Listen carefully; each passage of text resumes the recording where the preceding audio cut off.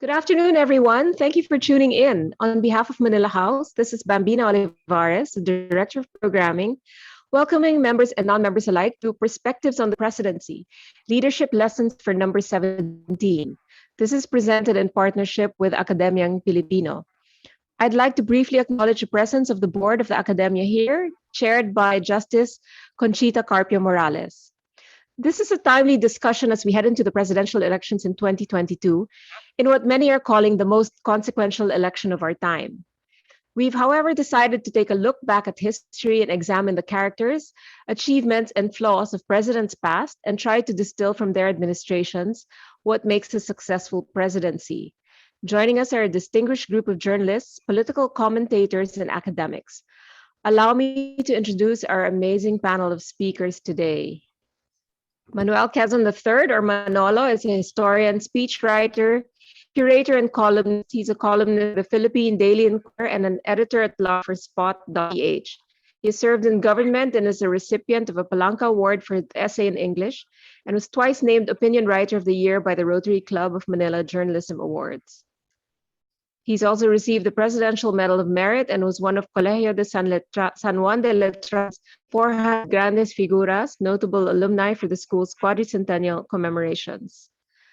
Apong Pin has been a reporter, photographer, news anchor, newspaper and magazine writer and editor, actor, TV host, and TV and director.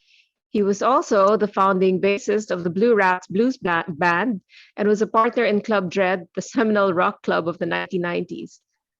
He has worked in various fields. He worked as an executive in the hotel, quick service restaurant, travel, logistics, radio, publishing, gaming, property, aviation, and software businesses. He's currently a management consultant, book author, editor, and entrepreneur in the boat business. John Neri is a columnist at the Philippine Daily Inquirer, where he served as a senior editor for almost 18 years. He is a member of the Board of Trustees of the Asian Center for Journalism and a member of the Board of Directors of the World Justice Project. A Nieman Fellow in Journalism at Harvard University, he received the Society of Publishers in Asia Award last year for opinion writing. And finally, we have Professor Maris Jokno, who is a historian and professor emeritus of history at the University of the Philippines. She chaired the National Historical Commission of the Philippines from 2011 until 2016, when she resigned owing to the government's consent to the burial of Mr. Marcos at the Libingan ng mga Bayani. She also served as UP Vice President for Academic Affairs from 1999 to 2005. Currently, she's working on a project on the Philippines in the 16th to 18th centuries.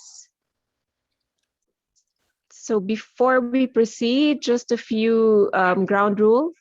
This webinar is being recorded and will be up on the Manila House YouTube channel in a day or so. This is also being live streamed on the Manila House Facebook page, which is facebook.com/Manila House Inc., one word. Please use the chat box and the Q&A box for any questions and comments, and we'll get to your questions as we go along.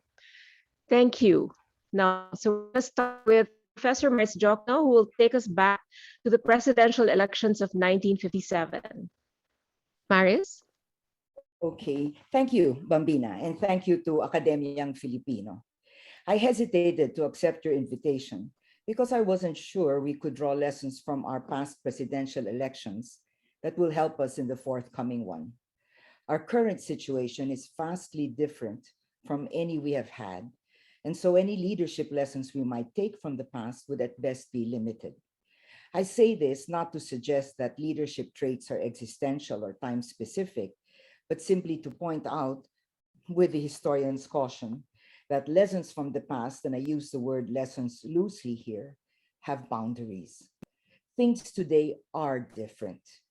Trolls and social media are entirely new electoral messaging tools and cannot compare with any form of media we had before. Voters, political leaders, and aspirants for public office are also different. And voters change their minds too, though perhaps less quickly than politicians switch parties. Consider as an example the public perception of political dynasties. The Pulse Asia surveys show that over a span of 5 years, political dynasties have become increasingly, lamentably acceptable, not only nationwide, but also among the ABC class. Which brings me to the second reason why for my reluctance in accepting your invitation. I did not want to get any more disheartened about our political situation than I already am, and I was not hopeful that our history could offer some respite from our depressing present. On the eve of the 1957 elections, the subject I have chosen to speak about, the Catholic hierarchy spoke of the rising, and I quote, cynicism on the part of many towards politics and politicians, end quote, explaining that, and I quote, their attitude seems to be that political activity is so honeycombed with corruption, so hopelessly at variance, not only with the moral law, but even with the most elementary rules of honesty and decent behavior. And presidents at that time did not curse in public speeches. That self respecting citizens will do well to stay out of politics or at least have as little to do with it as possible. End quote. So, in seeking to find some inspiration from the past, I end up putting present day politics before the mirror and find, lo and behold, a painful resemblance. Nonetheless, I'll do my best to pick an idea or two from the past record of presidential elections. I'm focusing on the 1957 election, the fourth in our post-war history, because the ways in which it was a first, which I will explain in a bit, are also likely occurrences in next year's presidential election. But first, a bit of context. President Magsaysay died before the end of his term, and his position was up for grabs, both within his party, the Nacionalistas, and his former party, the Liberals. The Philippines was solidly ensconced in the ambit of American power, having gained some form of independence 11 years earlier. Unexpectedly losing the person it helped install into office, the US was apprehensive about a number of things: the fate of its military bases in the country, the perceived threat from the Communist Party in light of the separate though worrisome post-war Hook Rebellion, and the need for a stable, friendly, meaning pro-American successor to Magsaysay.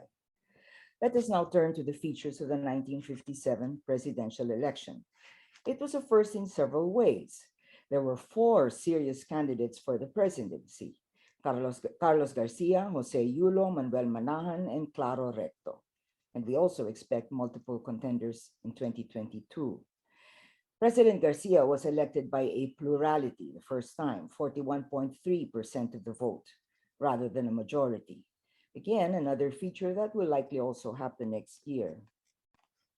The winning presidential and vice presidential candidates came from different parties: Garcia from the Nacionalista Party and Diosdado Macapagal from the Liberal Party. Again, another possible occurrence. One would think that the administration party in 1957, the Nacionalistas, would lose because its supporters splintered into groups. Senator Claro Recto bolted the party and ran for president under the Nationalist Citizens Party, with Lorenzo Tañada as his running mate. The late President Magsaysay's supporters, who were aligned with the Nacionalistas, established their own party, the Progressive Party of the Philippines, and endorsed Manuel Manahan for the presidency with Vicente Araneta as his running mate. But the split made no dent on the party of the incumbent. Instead, the other three aspirants divided the votes among themselves, leaving Garcia to hold sway.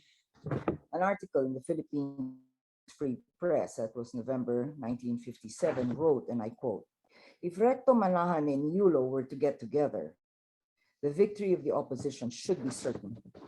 But they can't get together. Instead of fighting Garcia, they're fighting him and each other. If Recto, Manahan, or Yulo wins, it would be almost a miracle. But the president is banking on the individual ambitions of the opposition candidates to keep them apart. He's depending on Recto, Yulo, and Manahan to knock each other out for him. That was exactly what Recto, Yulo, and Manahan did." End quote. And the numbers bore this out. The combined votes of the three contenders amounted to 57%, compared to Garcia's 41% of the total. Without Recto, Yulos and Manahan's votes added up to 48.5%, not a majority, but still higher than Garcia's 41. So here then is an obvious lesson for 2022. Against the united opposition, even the incumbent, his go-to guy, and his daughter can lose. Let us encourage this administration and its allies, both open and disavowed, to knock each other out next year. Let us also be especially aware of the silent allies of the incumbent who bumped fists with him and avidly supported him all these years, only to disavow him now,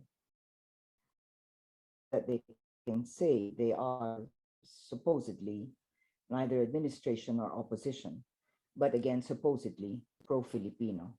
This attempt to muddle even the very meaning of being Filipino at a time when our people are in dire need of clarity and principled courage is unconscionable and dangerous. Our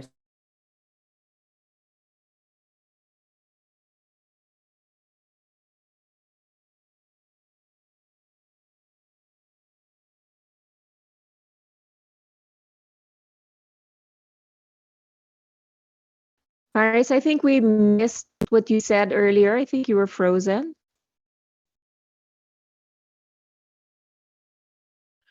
Okay. Maris, are you am okay I now? back? Yeah, you're back now. Oh, why? Okay, so I'm so Okay. sorry about that. Okay, so this is the finding of a study of presidential elections from 1949 to the mid-1960s. One, Filipino voters did not vote based on the political party affiliation of presidential candidates. Or, put another way, party affiliation did not explain electoral behavior in presidential elections. Two, the traditional variable of cultural linguistic affiliation, in contrast, figured more prominently than party identification in explaining voter behavior. Tagalogs tended to support Tagalog candidates, and the same with Visayans. And three, socioeconomic status also appeared to have no explanatory power, except perhaps in 1953, when Magsaysay ran as the man of the masses. Yet even there, the study found that his votes were positively correlated with votes of higher socioeconomic status. Now, what insights does this voting behavior offer us? To this day, voters do not exhibit any strong loyalty to political parties for the simple reason that the parties have not been serious. They represent individuals more than programs of government. Whole waves of politicians jump parties whenever the new president is sworn in, leaving the once dominant party desolate and isolated. Cultural linguistic ties are still evident, for we see efforts to line up or match candidates from different regions of the country. As for the capacity of socioeconomic status to explain present voting behavior, the TV5 social weather station exit poll in 2016 showed that the higher the class and the more the schooling, the greater the appeal of the presidential candidate who won that election. Perhaps a more relevant question is, who was considered winnable in 1957? Of course, that dreadful word, winnability, did not exist in the election vocabulary at that time. Winnability is defined as one or more of the following: the candidate's rating in the survey, which tends to accommodate incumbents, national and local, and those with already high voter awareness; possession of a political machinery down to the precinct level, which in turn implies that the candidate enjoys liberal resources. Typically, this is a candidate who is aligned with the administration. Recall the incumbent's pledge several weeks ago of sacks of campaign money for his chosen ones. Or the candidate is backed by one or two enormously wealthy businessmen.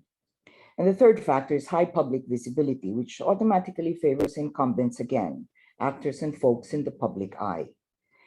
These attributes feed one another, while decency and principles do not enter the picture at all. But that's today. In 1957, what or who was winnable? I found interesting answers in the CIA documents produced in the late 1950s and later released to the public under the US Freedom of Information Act.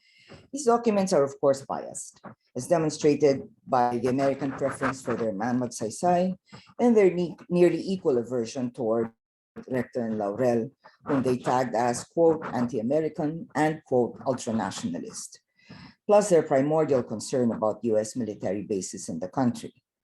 Yet the secrecy of the CIA reports permitted its agents to write more candidly about what they saw, and I certainly had many private conversations with political leaders at the time. More than 2 months before the November elections, the CIA reported that the odds tended to favor the Nacionalista Party. The party did, however, face challenges that could reduce its chances to about even, such as a possible worsening of intra-party factionalism, organized church opposition to the Nacionalistas, a merger of the Liberals and the Progressive Party, and a robust ground campaign by the other presidential contenders. Notably, the CIA did not include Recto in its list of viable contenders. As it turned out, Garcia was able to overcome his party's squabbles. Church opposition never galvanized into a concerted effort, despite, according to the CIA, the Catholic hierarchy's preference for the liberal candidates. And the liberal-progressive merger did not pan out, despite, again, according to the CIA, the papal nuncio's active support for it.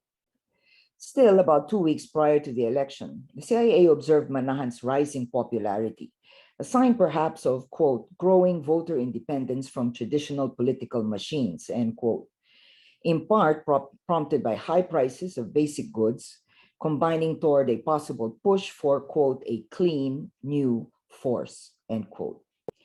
Garcia, admittedly still the favorite candidate, was, quote, not attracting crowds or gaining the enthusiastic endorsement of provincial party leaders, end quote. While crowds were responsive, quote, if not to Yulo himself, to his running mate Macapagal and movie star Rogelio de la Rosa, a senatorial candidate, end quote. But Manahan was hampered by his party's paltry machinery and finances. While Recto's poor showing, he placed fourth in the race, and Laurel's vice presidential loss were perceived by the CIA as indications, quote, that anti-American sentiment was not an important consideration in this election, end quote. So why did Garcia win? Well, he enjoyed the advantages of the incumbent and the Nacionalista party machine. The CIA also thought that Garcia, quote, must have convinced many voters that he would carry on the foreign and domestic policies of the late President Magsaysay, end quote, the Magsaysay mantle that Manahan was banking on. The last source of victory was a serendipitous act of nature. A typhoon struck on election day that hit the provinces in the north, where the sentiment against the administration was strongest. Next year, we will have candidates who will carry the mantle of the present regime's domestic and foreign policies. And in place of a typhoon, we have a volatile pandemic whose restriction on ground campaigns will favor the reigning political pantheon. Some say social media is the way to go, though nearly 40% of Pulse Asia's respondents last June do not use or access the internet. It appears that the administration's well-oiled troll machinery is the cyber world equivalent of the traditional precinct-level party apparatus, so that all grounds are covered. To end, let me return to the CIA's reading of Filipino politicians, some of whom the US probably supported at one time or another for reasons of political expediency. Notwithstanding its own less than honorable record, think of the CIA's dirty tricks against Recto, the CIA surprisingly expressed scathing views of Philippine politics. It used the term semi-feudal, for instance, to describe the government of the Philippines, and old guard to refer to vested interests to which political parties were beholden. The Nacionalista Party's old guard claimed the CIA had, quote, little sympathy for Magsaysay's reform programs, end quote, while the Liberal Party's old guard were, quote, discredited by their activities, presumably graft-related, in earlier administrations, end quote. Listen to the CIA's perception of the 1957 presidential and vice presidential candidates, and I quote, we believe that Yulo and Macapagal, as individuals, rate considerably higher than Garcia and Laurel Jr. The Liberal candidates have greater ability, are more principled, and are more likely to be concerned with improving conditions in the Philippines and with good US-Philippine relations. However, in these same terms, there is little to choose between the two parties. Both major candidates are beholden to special interest groups for their nomination and for continuing support, end quote. The CIA thus expected that whichever of the parties would win, quote, Party corruption will probably increase, and special interest groups will probably exercise increased influence on the government, end quote. The difference between the two parties being, quote, primarily one of degree, end quote. Today, we find ourselves in need of leaders who will make a real difference, who are not yet again another mutation of shade or hue. We must discard the prevailing notion of winnability and its self-feeding mechanism of money and survey ratings. Winnable thinking, in my view, mocks our basic right to vote by reducing our electoral choices to zero, a choice between not good and worse, in place of what is good and just, and what clearly is not. We cannot, must not submit to this mockery if we are to pull ourselves out of the present mess. Thank you.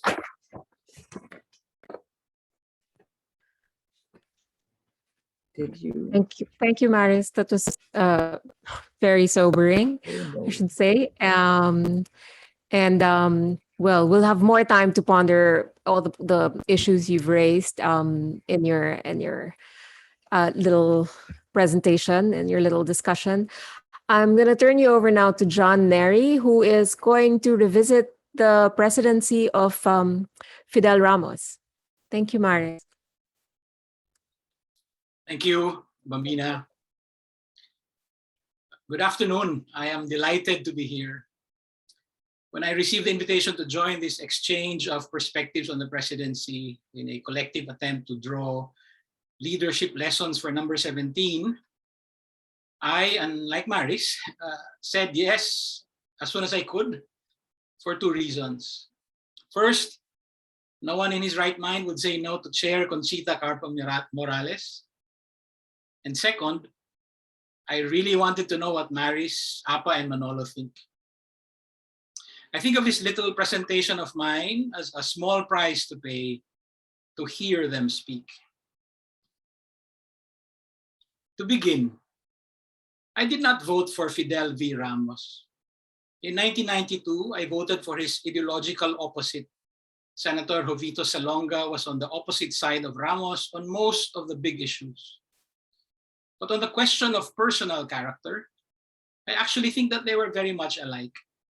They were both men of personal integrity, possessed of iron self-discipline, who led by personal example and, to borrow Maslow's term, were capable of extraordinary feats of self-actualization.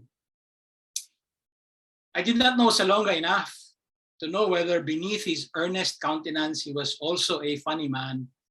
But Ramos has always been a jokester, quick with a quip, ready with a prank.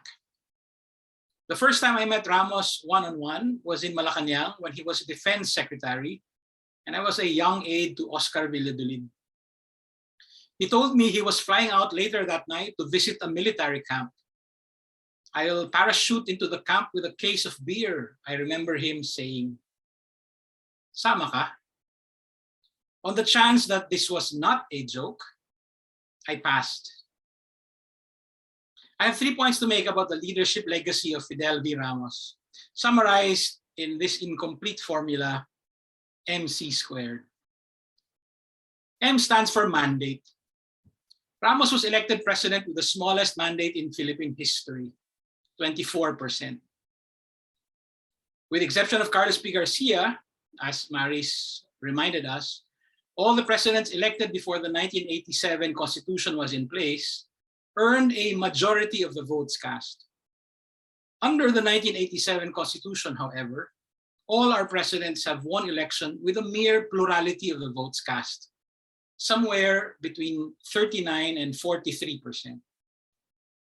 Ramos's mandate was an outlier. It is the only example we have of what I have taken to calling a 20% presidency. The most important factor that determined that outcome, at least 5 of the presidential candidates in 1992 enjoyed almost equal strength, almost all the way to election day.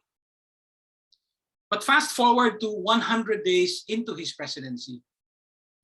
A survey conducted at around that time by the Ateneo de Manila, which was fresh off a polling partnership with social weather stations, found that some 50% of Filipino voters remembered having voted for him only a few months before.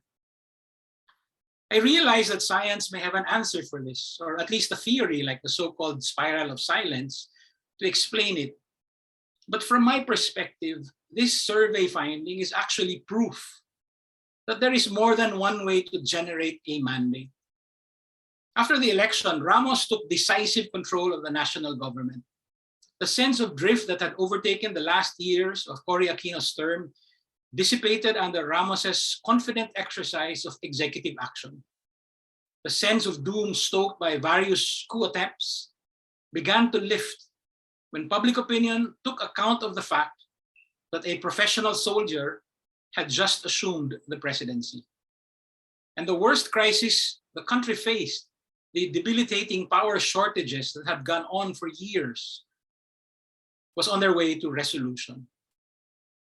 I cannot find a copy of that survey at the moment, but I remember being struck then that the question was about previous voting, not current support. Did you vote for him? Is dramatically different from, do you like or support him now? If it were the latter, then that would have been simply another instance of the public rallying around the new president after an election. It happens all the time. It is interesting to note, for instance, that immediately after the May 2016 elections, the foul-mouthed President-elect Rodrigo Duterte had a much lower trust rating than Vice President-elect Leni Robredo. By the time of his oath-taking, however, President Duterte had raced past Robredo in trust ratings in a second survey. For many of us, a position of power is proof of trustworthiness. But that it was the former, the fact that some 50% of Filipino voters remembered voting for Ramos, says something about how Ramos's decisiveness and the decisions he made must have made an impact on voters' self-perceptions. Why would someone who did not vote for Ramos assert that he did? Was it only to feel good about oneself or to congratulate ourselves on our choices? Or was it because the momentum of Ramos's decisions had created a sense of participation? To be more precise, it had enhanced our self-perception as participant. I would like to propose that this is the real meaning of mandate making.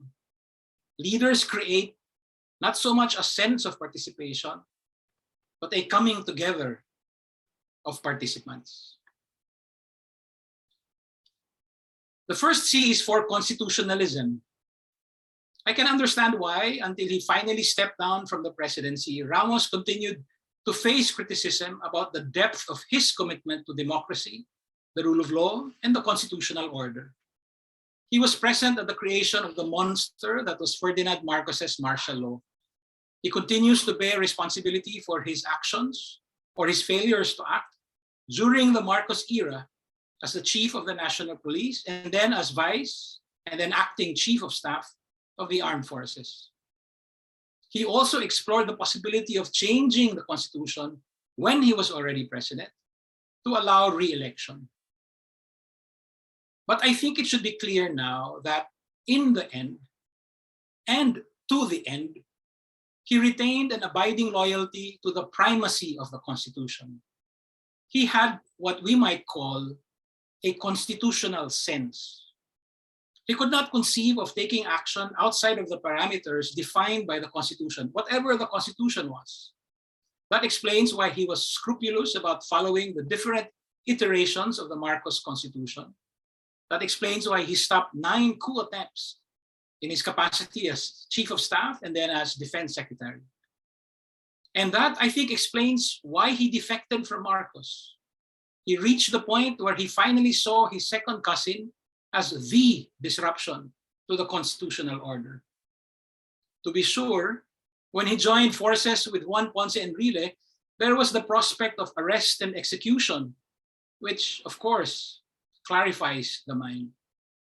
But I would like to argue that this constitutional sense was truly part of his character. It explains him. I do not mean to recast the underlying skepticism about his constitutional bona fides as unjustified. When it comes to possible threats to the constitutional order, whether it's nationwide martial law or a revolutionary government, we should always be prepared with a vigorous defense. And defense begins with healthy skepticism. But I believe Ramos has passed the test of time. There is no gainsaying his constitutional sense and his fidelity to it. When I think now of the possibilities open to him then, during the era of the coup attempts, to choose the other side, which would have completely changed the country's history, I appreciate all the more that he knew his limits. Constitutionalism is at its core about a sense of limits. The second C is for complete staff work. By now, complete staff work, or CSW, is familiar to many of us, if not as a habit or a practice, then at least as a concept. President Arroyo, herself a detail-oriented chief executive who worked hard and expected her staff to keep pace, institutionalized the practice in 2004. And in 2019, amazingly enough, Executive Secretary Salvador Medialdea issued a memorandum circular strengthening the standards of complete staff work. But it was Ramos who popularized it by insisting on it. He must have acquired the habit in his military training. It seems that complete staff work has its start in an army setting. But really, how many ex-generals have earned a reputation for themselves as a creative, adaptive, resourceful leader through complete staff work? Ramos learned it, but he must have added something more to the mix. I note now that he once said his civil engineering background had made him the kind of person who thought in terms of solving problems. So complete staff work was an ethos, yes, but it wouldn't have worked without the right kind of leader at the top. Shelito Habito, who served as Ramos's economic planning secretary, once wrote an entire column on the subject of CSW, coordination and coherence. Of CSW, he wrote, all of us in his cabinet knew what it meant. Getting a document marked with those letters back from the president amounted to a rebuke, essentially conveying that you haven't done enough homework or you need to coordinate further with other officials concerned. He would not affix his signature on any executive or administrative order, presidential appointment, or other presidential issuances unless convinced that his standard of CSW had been satisfied. It didn't hurt that Ramos recruited the best talent he could find. Shell, who is a colleague of mine and of Manolo's in the Inquirer's opinion page, is just one out of many possible examples. He did not know Ramos at all and did not even vote for him. But Ramos asked him to head NEDA anyway because he was the best person for the job. A competent, even brilliant staff helps complete the work. But the purpose of all that preparation is particular to the leader. As Shell writes, CSW protects the leader from half-baked ideas, voluminous memos, and tentative conclusions. It implies a lot of work for the subordinates, but allows greater freedom and focus for the leader. What good is complete staff work if the leader for whom the staff completed the work does not know how to handle or even recognize the greater freedom for action that complete staff work makes possible? What good is complete staff work if the leader does not have the capacity to focus and to follow through? Good leadership completes complete staff work. So there, mandate, constitutionalism, complete staff work, leadership legacies from Ramos. It doesn't take an Einstein to summarize them as MC squared. Thank you. Thank you so much, John. I think, again, another very thoughtful presentation. And I'm sure, again, a lot of you have many questions, and we'll get to those later. And now I'm going to turn you over to Apa Ongpin, who has, sorry, there's a fly buzzing around here, who is going to discuss the presidency from a management point of view, or the role of management in the presidency. Apa? You have to unmute. Okay, got it. Good afternoon, everyone. I'm just trying to get my speech back because I've written it all down, but this computer is being recalcitrant. Okay, you'd think that it would be obvious that good management skills is a key qualification for the presidency, but it's actually not, if recent history is any guide. Management skill is not the only issue, but it is perhaps the one that most determines whether a government will succeed or not. I do not speak as a political analyst or expert, just as a businessman and a business journalist. Of course, I'm biased towards management. I recognize that. It's my background. Integrity is also important to the presidency, but I would argue that it is not a key success factor. Cory Aquino probably had the most integrity of all our presidents, but her government had many, many failures because she wasn't a very good manager. On the other side of the coin, Ferdinand Marcos was arguably one of the best managers to be president of the Philippines, but his lack of integrity made him a villain instead of a hero in the final historical judgment. As an electorate, we just don't seem to value management skills. And apparently we care little about integrity. Look who we elected. Elections here still remain apparently a personality contest in which the voters make emotional choices instead of rational ones. It seems to me like I'm shouting in the wilderness to even propose that our leaders should be qualified by ability. In the campaign strategy based on pure hatred, which won the last election, such a proposition would likely be attacked as elitista and dilawan. In fact, the bias against management ability in my lifetime, anyway, dates back to the Marcos versus Aquino campaign. The Marcos camp, some of you who are younger will not even remember this.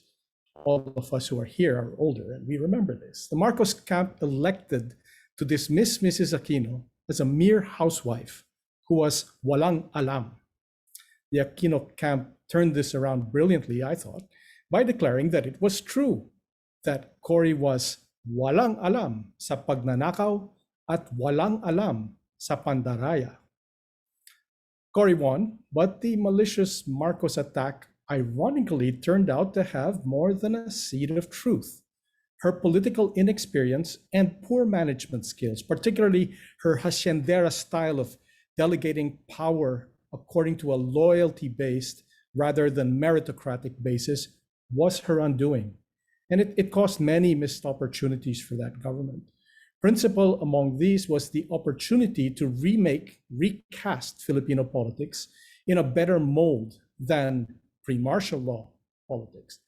Instead, not only did the patronage-based pre-martial law political elite fill the power vacuum opened by her weak leadership, it was arguably even less meritocratic and more trapo than before. Well, I want to make it quite clear that I do not regard good management as a panacea, a solution to all the nation's problems. Since Cory, we've had presidents who were excellent managers, including, as John has just told us, Fidel V. Ramos and Gloria Macapagal Arroyo. And I think Benigno Aquino III was at the very least a very, very good manager. They had varying degrees of success, but all of them had excellent economic records, which is, of course, what businessmen care about the most and what the electorate is supposed to care about. Although in practice, this is in very different terms. It turns out that perhaps leadership is the most important factor for the electorate. Let's agree that leadership and management are separate but closely related issues. You need both of them to be president. You just absolutely do. Ideally, a manager is a leader, and even more ideally, a servant leader, which is a buzzword that's become popular lately, but it has truth to it. It is possible to be an effective leader and a terrible manager, and vice versa. Let's first define what is management. A manager is simply a person who governs the affairs of an organization. His or her challenge is to maximize limited resources, including political power, in order to achieve well-defined objectives that will deliver the greatest good to the greatest number. It's really simple, right? And obvious. In order to do this, the manager must be intelligent, industrious, organized, communicative, decisive, active, and most importantly, rational. A good manager reads, understands, discusses, and communicates before acting. A good manager delegates responsibility and operational decision-making to competent officers. He or she relies on these officers to carry out plans and reach objectives. In general, officers who have risen to power through meritocracy tend to be more competent than those who have risen by loyalty and favoritism, or ass-kissing if you'd rather. A lot of management consists of simply processing information into intelligence and translating that intelligence into action, or in some cases, decisions to not act or react. An effective manager is aware of all internal and external events and conditions affecting the organization. Some of these events may constitute problems, others opportunities. A surprising number, maybe both. The manager needs to evaluate this information and decide whether the organization should act, react, or do nothing. He or she needs to plan, set objectives and strategies to reach those objectives. Simply defaulting to his or her officers and letting them do what they think is best it's a management style, sure, but it's not leadership. There are quantitative metrics to measure management performance, and there are also qualitative ones that are just as important. The principal qualitative measure of management is competence or effectivity. This is quantitatively measurable by bottom line performance. A good manager is ultimately judged on results, which seems to be unfair because you can be a good manager and still get bad results. But that's life. In the private sector in particular, effective management requires at least a working understanding of many subjects, a list of which reads like a management course syllabus: finance, accounting, economics, marketing, administration, operations, law and compliance, strategy, technology, organizational behavior, and human resource management, and, if you're president, military management. That's a skill. Most of this can be learned, but not on the job when you're already president. You need to have learned it before you get there, which is why education and experience are major advantages. Perhaps the most critical quality of an effective manager is change management. Okay, this is about flexibility and adaptability, but it's about the perceptiveness to recognize and confront when you're wrong or you've chosen the wrong course of action and deal with it. Deal with it by choosing the right course of action instead, ideally. Let's try to make all of these abstractions understandable by talking about a real-world example. In this case, let's talk about drugs, or specifically methamphetamine hydrochloride, better known as shabu. There's other drugs, of course, but let's focus on this one. Shabu abuse is a social and criminal problem in the country. It has no positive effects and has led to many negative effects, including crime, corruption, the decay of individuals, and the destruction of families. It has actually all the hallmarks of a disease. How widespread it is debatable, but certainly it's widespread enough to be a cause for concern. The competent manager would evaluate available information, including examples of how other societies have addressed similar problems, and then analyze and classify it into intelligence. And that intelligence helps you devise one or more approaches to address the situation. I personally don't claim to know how to solve the drug problem, but a rational analytical approach such as this seems more desirable and logical than an emotional or gut feel reaction. Well, that's what we got. In the case of the president government, the state's approach has been to simply murder tens of thousands of people that it claims were involved in the shabu trade. This approach was purely quantitative, not at all even strategic, and employed little or faulty intelligence, which led to the murder of innocents, such as the student Kian de los Santos, among many others.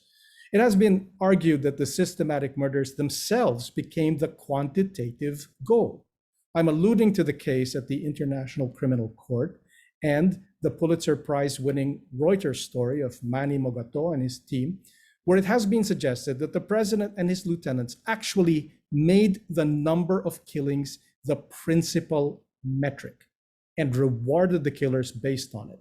The logic, if any, behind this seems to be that if they simply erase all the people that they associate with shabu, the problem will evaporate. The bottom line results have been dismal. Shabu continues to evaporate into the nostrils of millions of users. It is still widely available and at street prices that have not even risen at the rate of inflation since 2016. The campaign has not resulted in the arrest or termination of any significant drug lord or dismantling of any significant criminal organization. The only visible result is death.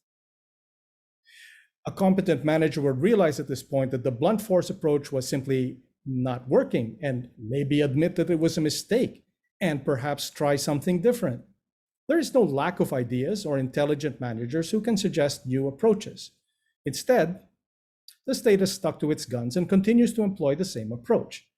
As the saying goes, insanity is doing the same thing over and over again and expecting different results. This quote, by the way, has often been misattributed to Albert Einstein. In fact, the source is anonymous. The point of this example is simply that good management is more likely to produce better results than mismanagement. It sounds obvious, but the state chose mismanagement anyway and continues to choose it. As I said, leadership is related but a separate issue. One can lead without managing, but the chances of effective results are also low. Leadership is fundamentally motivating a team to attain objectives. Motivation can be positive or negative, i.e., you do this because we will all benefit. Or, as opposed to, do this or I will kill you. Is there a way in which we can convince the electorate to vote for candidates who are better managers? My carefully considered answer is maybe. The rise in popularity of a couple of mayors like Isko Moreno Domagoso and Vico Soto is one indication that the electorate, having had harsh, direct experience of dramatically incompetent management and abysmal lack of leadership in the last few years, may be swinging the pendulum back in the other direction, because an important characteristic of both of these mayors is that they appear to be excellent managers. This, however, remains complicated by the personality issue because both of them are also young, charismatic, and bogey, right? So let's not delude ourselves that the electorate will make a wholly rational rather than emotional decision in 2022. However, as I said in the beginning, the ultimate test by which leaders are judged by both history and to some extent by the electorate is bottom line results. It is now even more glaringly obvious that good bottom line results are obviously linked to good management. Thus, hope springs eternal. Let's see what happens in 2022.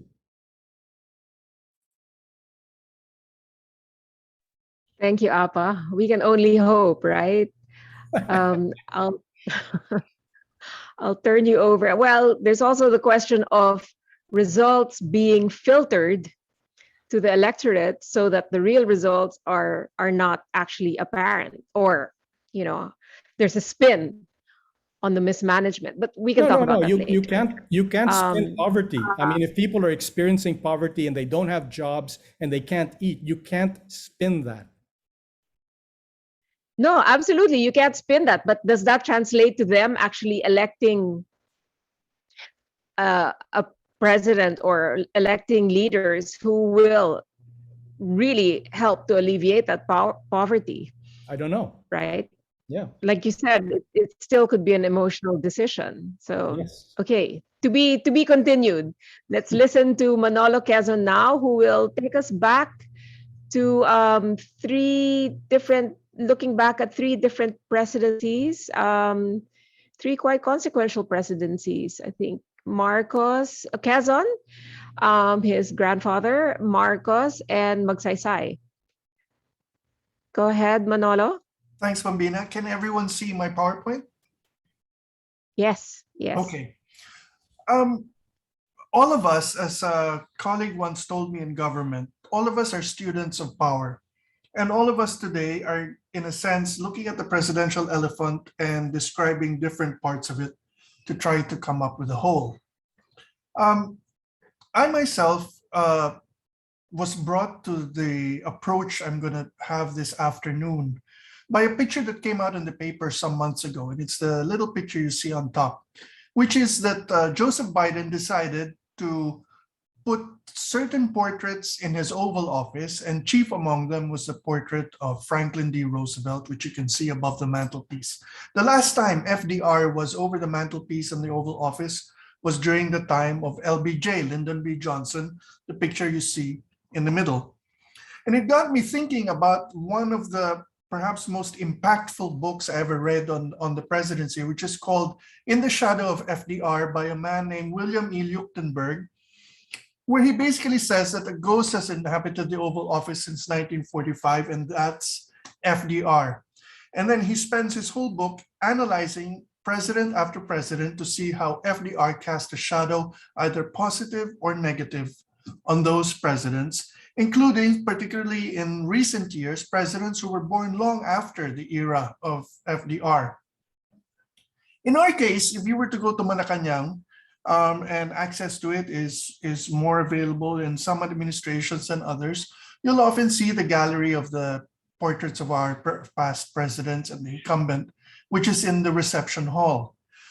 It's one that makes you realize that each one of these persons who's come to run the country did so at a particular point in time and always has to measure themselves literally according to their predecessors. And some have been more conscious of it than others. I remember being told by Amy Marcos herself that her father used to have seances in Malacanang to talk to the ghost of Quezon to try to get some advice. And in my particular instance, we're having worked for two presidents, GMA and Benigno Aquino III, you can tell that they were very deeply affected, negatively and positively, by, in their case, their parents who had been in the presidency. In the case of President Arroyo, I firmly believe that the lesson she took away from her father's incumbency was nice guys finish last. And that explains a lot of her approach to government. While in the case of President Aquino, it was very interesting that the moral compass for his administration was his mother, but the administrative and policy compass, very interestingly, was FVR, even though he had personally very little liking for FVR because of his politics. So I think to begin with our discussion today, it's all about location, location, location. Having worked there and having seen people working there, I do think the place of work does have an influence and can explain a lot of what we see. I myself, when I tried to write a history of the place, divide it into three aspects: that it's prize, pulpit, and stage. And the prize aspect, besides being very obvious politically, also explains much of the fundamental weakness that afflicts every presidency from the very start, which is it's year zero for every government because panahon na namin, which means the exclusion of all precedents and procedures as well as institutional memory. And this is an affliction that I think happens over and over again. It's a pulpit, so that it is a place that our society, with its top-down attitude towards very many things, is receptive to, and which presidents at their best or most intuitive in some cases are able to marshal in terms of the fundamental expectations of leadership.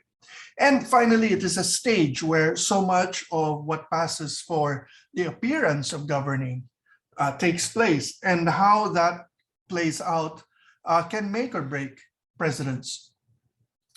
Now, besides that aspect of it, let's start this discussion with three reflections by other people that will help sort of concentrate our attitudes. One is something that, those of us who had to take political science were introduced to very briefly. There's Remigio Agpalo and his belief in something called the Pangulo regime. I think it's very important for one key concept, which is the belief that the presidency is institutionally supreme in our country, and equality of branches is a fiction. The second is the observation of an American writer and historian, Lou Gleek, on the kind of political culture we have. And the third is something from my favorite author, Ryszard Kapuscinski, on the question of honor in politics and government. In terms of Agpalo, for example, he said that what we have is a Pangulo regime, which is different from the presidencies you see elsewhere, precisely because of the supremacy of the chief executive. And in his spin, it's putting a premium on the value of pagdamay, the question of empathy, which can make or break presidents from what we've seen. The next is Lou Gleek, who had this working definition of our political culture, which I think is perfect and I've used time and time again, which alternates two points of views. It's personalistic, but violent. It's religious, but superstitious. It's corrupt, but it's tolerant. It's hierarchical, but it's distributionist. It's solicitous of form, but not of content. It's legalistic, but careless of equity. It's media obsessed and nationalistically vociferous with respect to rights, but negligent as to obligations.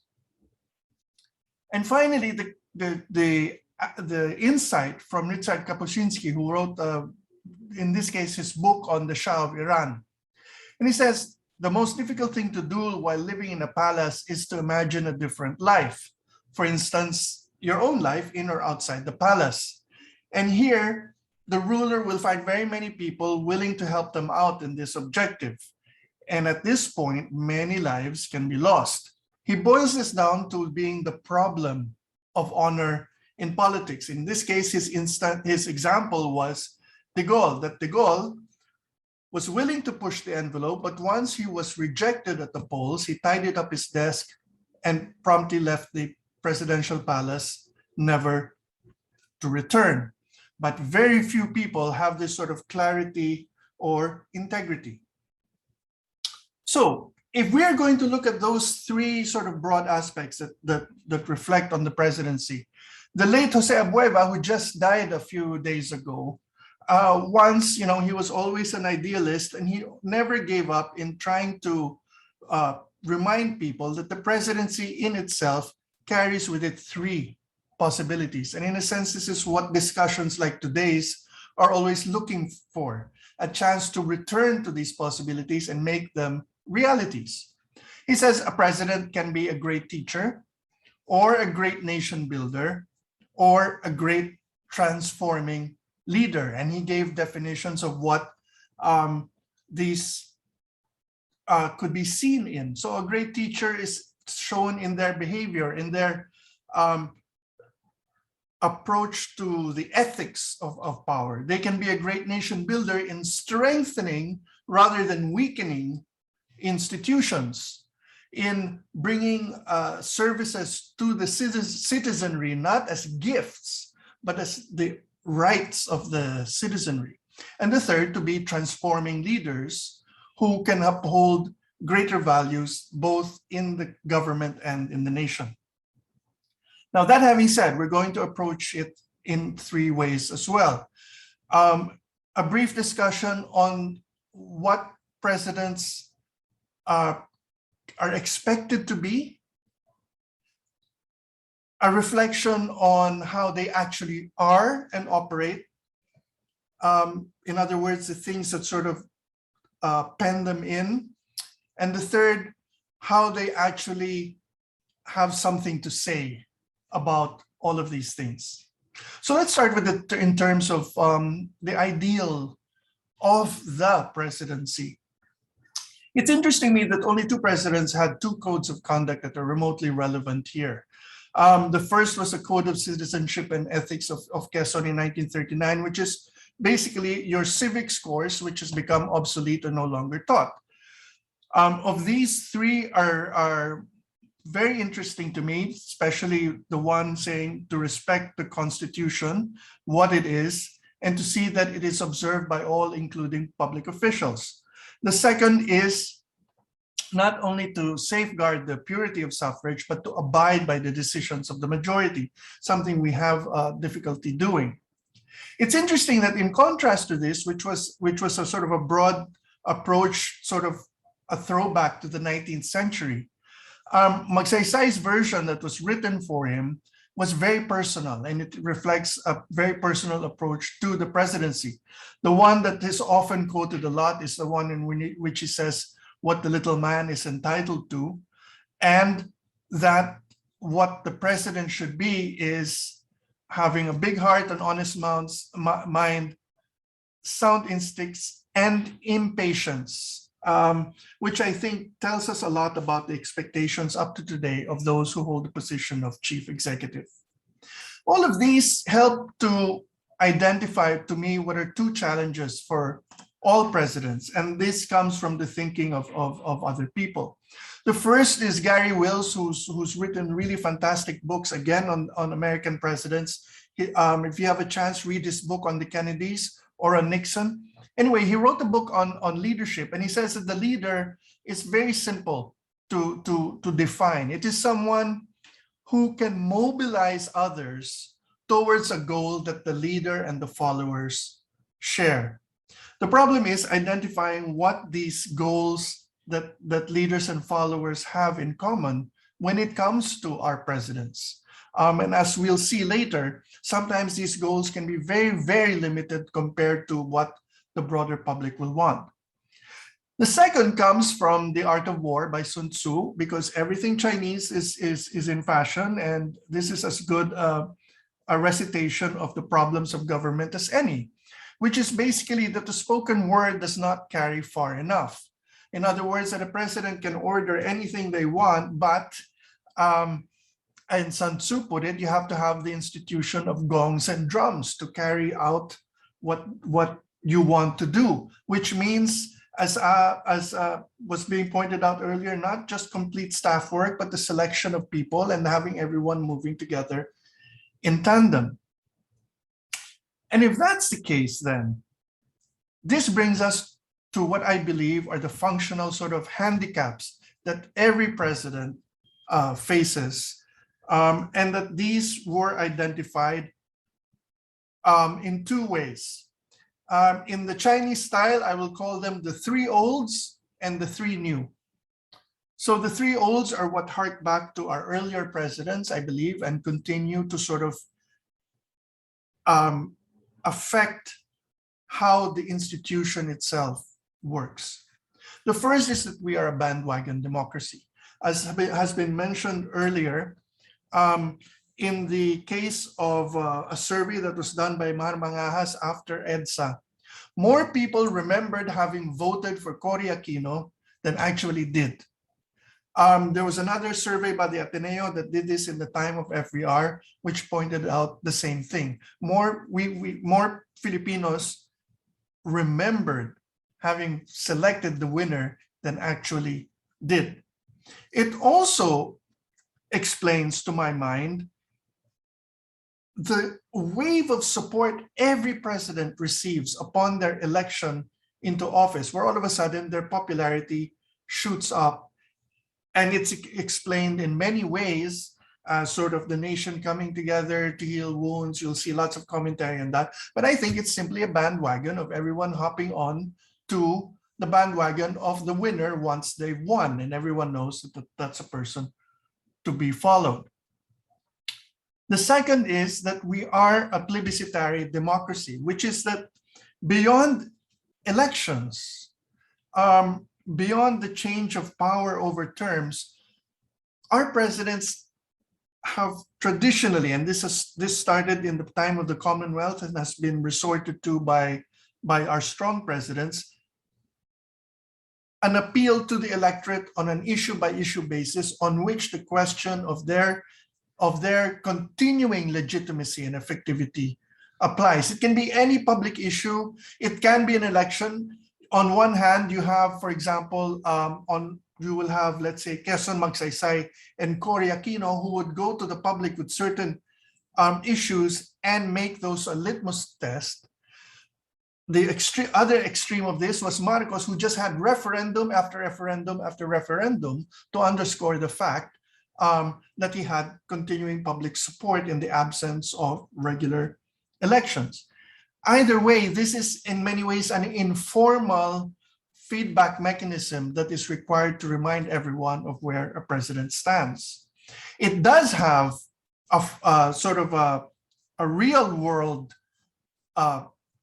plebiscite taking place every midterm, which can decide whether a president will become a lame duck or not, depending on the results of their midterms in the Senate.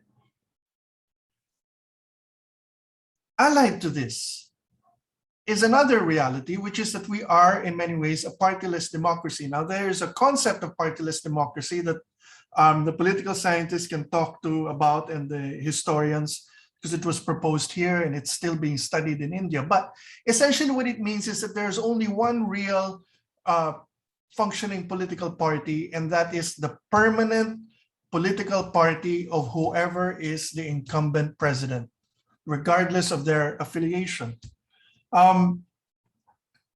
It means that no government has ever lost the House of Representatives. No president who defeated the former party ever has not had a working majority in the House of Representatives. It is a permanent administration party that always exists. Now, this brings us to the three new, which I think is something that has only come to affect the presidency over, in particular, the three most recent ones we've had. The first is that, as pointed out, since 1992, actually, we have only had minority presidents. It's a function of the rules. It's a function of the way the system was put in place. An Indonesian journalist once told me that after the fall of Suharto, when they went to study the Philippines as a place that they felt the closest affinity to, the one fundamental lesson they took away was have runoff elections, because you cannot have the Filipino system of having minority presidents who, despite having a permanent party from the get-go, still have to make a lot of accommodations just to get what should be your basic opening situation of having a majority.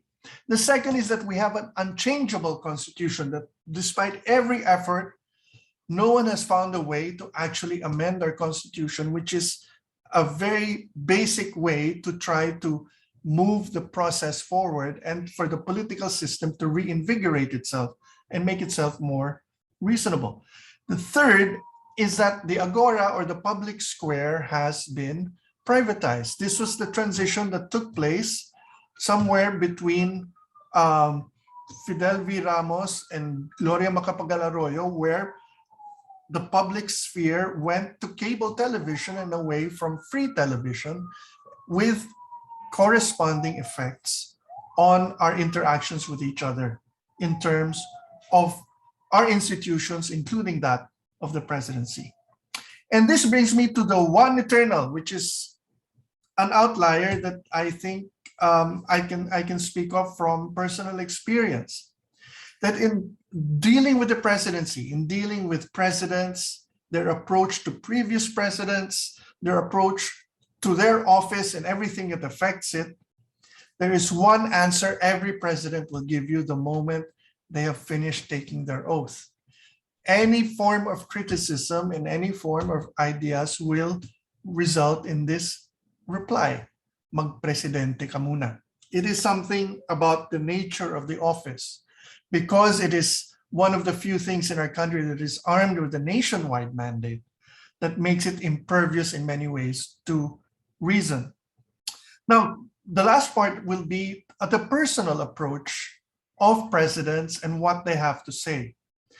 Here, I'm going to take off from something that Theodore Friend wrote, quoting S.P. Lopez, who was the president of UP during the first quarter storm, a great thinker and writer. So he said that he was asked about the Quezon and Marcos regimes that he had lived both through, and he had said that they were different as noon and darkness. Now, this is the opinion of S.P. Lopez. S.P. Lopez says that he had found Quezon clear and open in style, pointing to his heart as he talked, but Marcos was obscure, manipulative, and calculating, and then pointing to his head while frowning and narrowing his eyes. Now, this is useful because I think this will show you the dichotomy in terms of the two types of presidents we have in general. There will be those who will keep their cards close to their chest, and those who will be a little more transparent in how they run and why they run things. So let me settle on two sayings by those two men, which I think encapsulates everything we need to know about the presidency and our relationship with it, just as it reflects the relationship of practically every office holder to it. The first was said by Quezon Osmeña in 1922, when he said that the problem with you is that you take the game of politics too seriously. You look too far behind you and too far ahead of you. Our people do not understand that. They do not want it. All they want is to have the present problem solved, and solved with the least pain. That is all. That is perhaps the credo of the practical politician. But I do believe that it is a firmly held belief of the electorate. And that is the problem that those who take a more policy and institutional approach, in other words, the technocrats, this is what they run up against and get wrecked by each and every time. The second thing that Quezon said about more than a dozen years later with a little more, I think, reflection, was that the people care more for good government than they do for self-government. The fear is that the head of state may either exceed his powers or abuse them by improprieties. To keep order is his main purpose. In this single saying, I think, shows you the whole universe, and it's a very limited universe, of our expectations and conception of the presidency, as well as that of those who hold the office. It is one where we may have a lot of rhetoric about democracy, but there is a very undemocratic fundamental assumption, which is of someone else has been chosen to call the shots, and therefore the public has abdicated its powers in here. However, this is circumscribed by the fear of the head of state either exceeding powers or abusing them. There are limits to the exercise of power. And finally, ultimately, the expectation of every president is the maintenance of order. And a president who forgets this, who lets the debates get too loud or things get out of hand, suffers from it. Marcos, on the other hand, I will have two things that he said that I think encapsulates the other side of our presidency and our attitudes toward it. Marcos said that the Filipino will accept any kind of radical reform, whatever that reform may claim to be, provided it is constitutional and legal, which is the appearance of form can trump any substance. The second is something that he confided in his diary, and I think in a nutshell represents the fundamental difference in our society post-martial law from pre-martial law, where he said there is nothing as successful as success. This is an attitude of pushing the envelope through any ends and getting admiration for it that in many ways can unite the leader and their followers. In the end, here's one editorial that I think will serve as a very useful reflection for the final point I want to make today. In 1953, the Philippines Free Press wrote an editorial which had this very meaty passage. It said, referring to Quezon because it was published on his birthday, "Politics today is a game that is played with the same fine recklessness that Quezon played it, but viciously. His heirs have his faults without his virtues. He went far, but they would go too far. His private conscience drew the line beyond which it would be dishonorable for a public official to go, a line which only an impersonal law should draw. He did not overstep the line, for he had a conscience. His heirs have none, and the law may be too weak to draw it for them.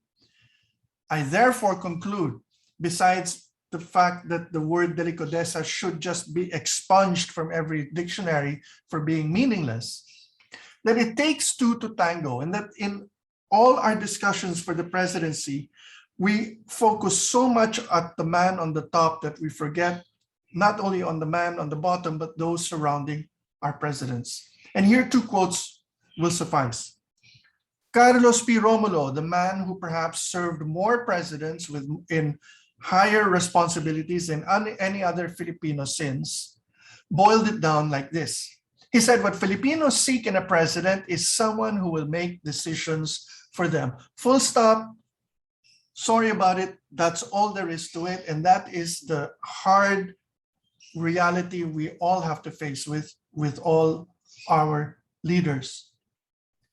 Corresponding with that is something that Quezon said to Teodoro Agoncillo during a conversation they must have had before the war. He was talking about one of the members of his cabinet. And he said, I hired him as a man, but he served me like a dog. In the end, if the fundamental lesson we can take is that our institutions are too weak, our society too traditional, to have any limit on a president and their powers except what that president's own personal conscience might draw, because our laws are too weak to do it, then actually the thing we should be worried about and focus the most and most active in seeking out are to identify who are the people around a president and who want to be president. Because all of them could have hired, if all of them were hired as men but are serving that president as dogs, then even the best lights of any president will be hard to resist the kind of association and administration that would result. So thank you for that. Thank you, Manolo. Wow, that's quite a lot to digest. I think the last two slides were especially, are like a gut punch in a way. And we can see many parallels to what's going on today, right? Without mentioning any names. Now I'm going to call everyone back in, and let's just have a little discussion here. We have quite a few questions.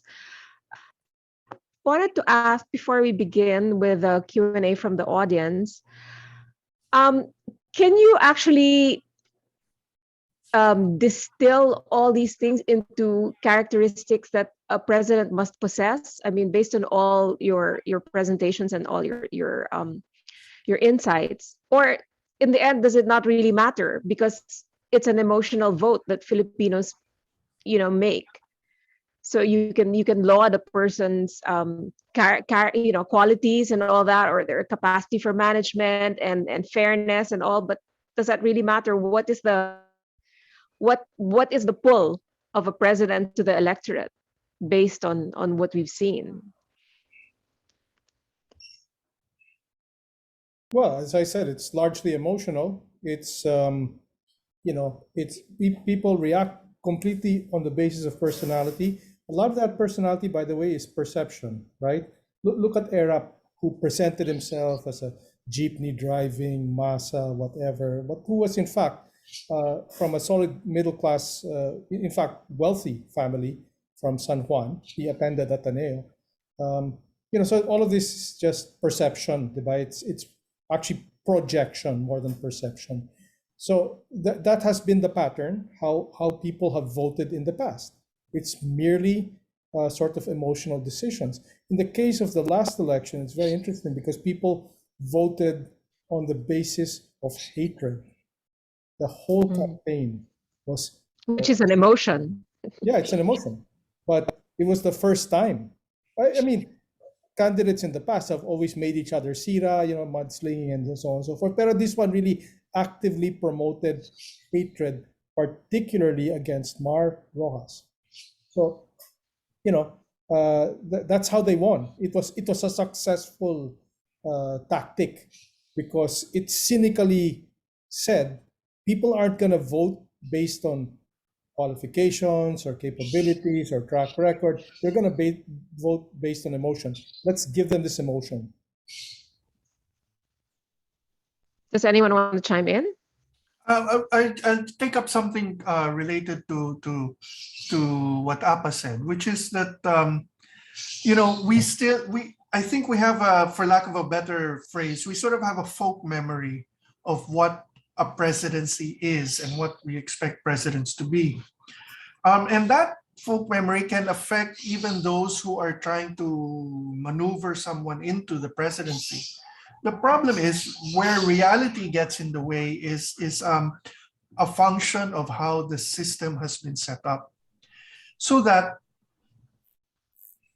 what the last election showed us was the old idea that you still had to create a big tent, that you had to seek out a majority because we're all still conditioned to that, is totally obsolete because it is really about organizing a minority slightly bigger than any other minority without having to have a majority, which is impossible. And that is a really revolutionary approach, I think, to everything involving both the office and how to achieve it. Bina, if I may. Yes, of course. I agree with Appa that a vote is also an emotional decision. I just want to caution against the thinking that because it's emotional, it is not necessarily quote unquote rational.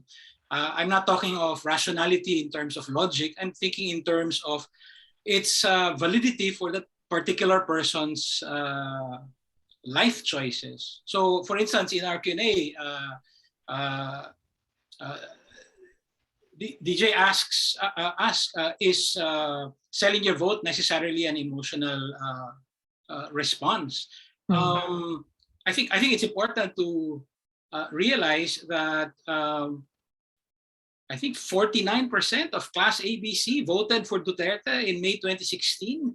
I don't think anyone will seriously argue that all of them voted on an emotional basis. I mean to say, because it's all hate and all that. Some of them might have been pretty calculating and so on. So it's a complicated topic. I agree with the basic idea that these decisions are emotional. I just want to caution against the temptation to think that just because it's emotional, it's not rational. Mm-hmm. Bambina, can I? Yeah, sure. I think it's not as if voters don't know the traits that they want.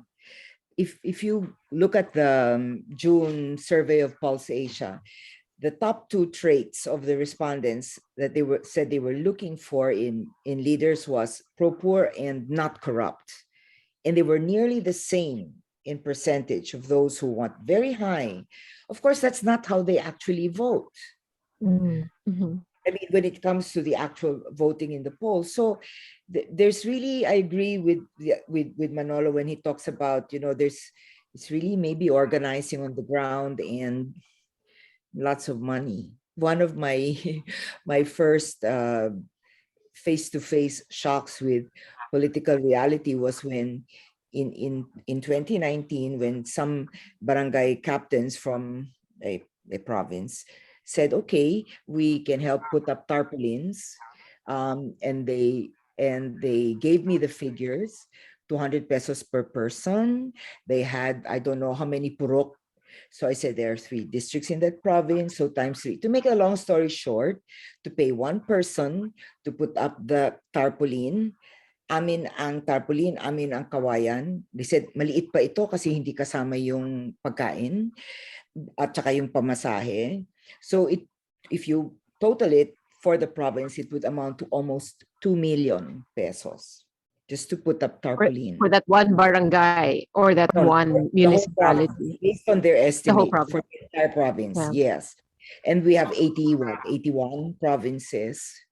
So if you Mhm. multiply that, it's almost 170 million. And the legally allowed spending for a senator is 180 million. So I mean, that's the hard, painful reality on the ground. So I still, I'm not saying I know the answer, but really there seems to be this gap. If you ask persons ordinarily, they'll tell you, oh yeah, syempre, ito yung gusto naming leader, ganyan, ganyan, yung tutulungan yung mahirap, ganyan, ganyan. But when it comes to the actual voting, I don't know how much our discussions here will elucidate that, the voters. But I know of grassroots organizations that are, trying to work on voter education. Like they want to go to voters in all corners of the country. Like once the candidates have been announced, or even senatorial candidates or congressional candidates, to say, okay, this candidate, this is his record in Congress. This is what he voted for. This is where he stands, and all that, so that they know. But then someone else was saying that it doesn't really matter at the end of the day. So voter education will only get you so far, but there are other factors that will carry the vote. So, I mean, maybe some of that is the 200 pesos per person. I don't know, or Sorry, this one wasn't 200 pesos. Well, per voter, you per mean? person. Much more than Per- that. Sa actual voter, much more than that. In It's much 2019, we more. went as high as 5,000. In some places, 8,000 per voter.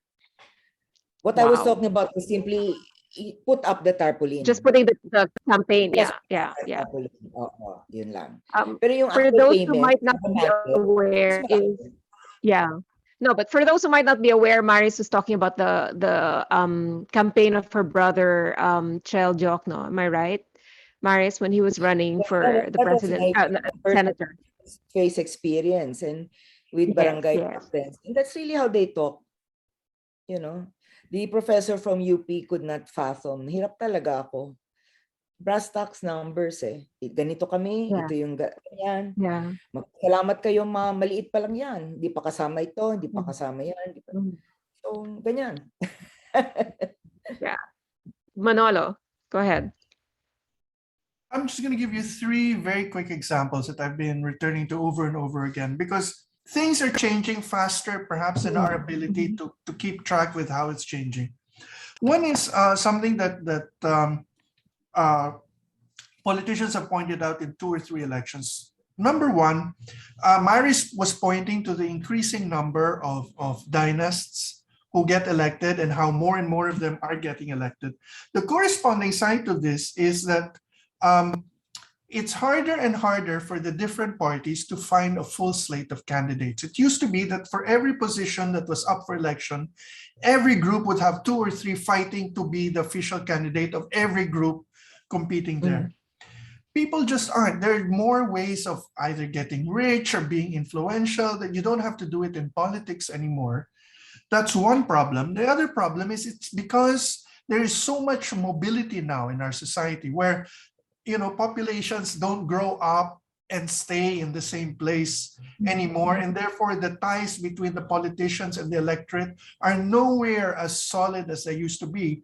The corresponding result is that in many that the electorate is getting more and more mercenary as they get more and more dissolution. This means it becomes more and more expensive to be elected. So what has been happening? The dynasties then have to set aside their quarrels, sit down together, divide the positions and say, we will run for A, C, and E, you run for B and D, we'll run unopposed in each, which increases the percentage of dynasts, increases the percentage of no turnover, but it's actually a sign of a system that is collapsing under its own weight. That's the first one. The second is, in a national election, which we're talking about senators and the presidency, it's the name of the game has been mass media, specifically TV, because no one goes to the plaza anymore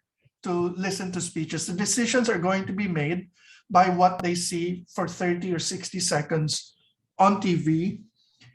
And the thing is, we are living in an era where the reach of television is going down, and it will inevitably go down, while the reach of social media is going up and has nowhere to go but up. But we don't know how it will really play out in terms of actually convincing people. To all the concerns about social media, for example, and the hatred it caused, there's a sort of a pushback now where the attitude is, maybe we're thinking about it the wrong way, that social media is not actually changing anyone's minds, except only reinforcing those who already have a mindset. But what it does make possible behind the scenes is to identify all the little clusters of like-minded people that you can then get to your side for forming that minority that can beat every other minority. Finally, just a reflection on the basic reality of things. In 2013, before the midterms, we once went to a province. It's a small island province. All the roads were being plowed up and rebuilt. And yet the political leadership said that the administration was in danger of losing. And we're like, how can they be losing when every single road here is being plowed up? And they said, well, because the president banned billboards praising their own government. And I said, so why? And then he says, well, if the Department of Public Works and Highways ran as a candidate, it would win, but there's otherwise no name or face to connect to this.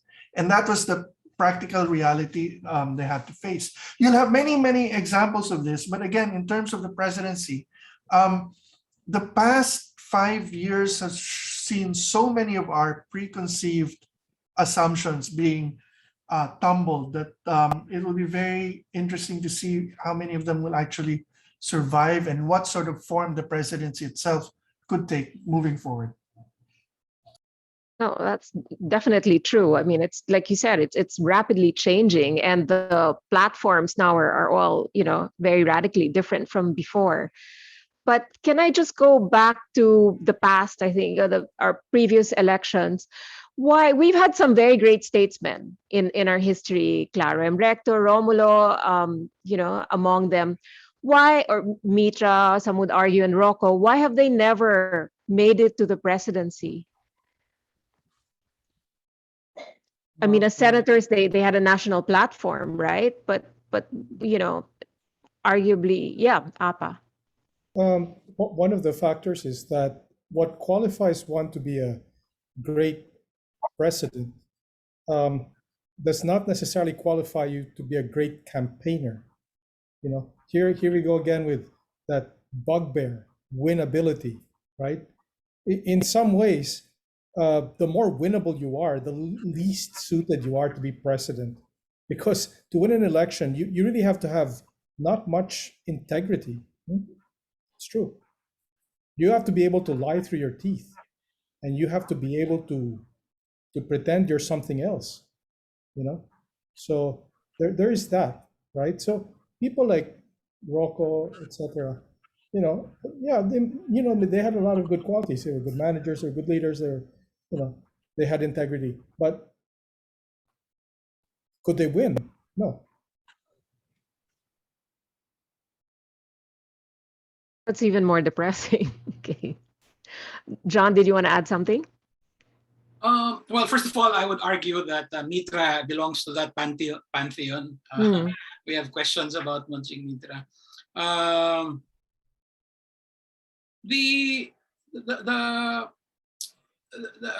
actually want to respond to this question by linking it to a question earlier posted by Mon Eugenio about there being different metrics. No? We might belong to that kind of voter who thinks in terms of good governance.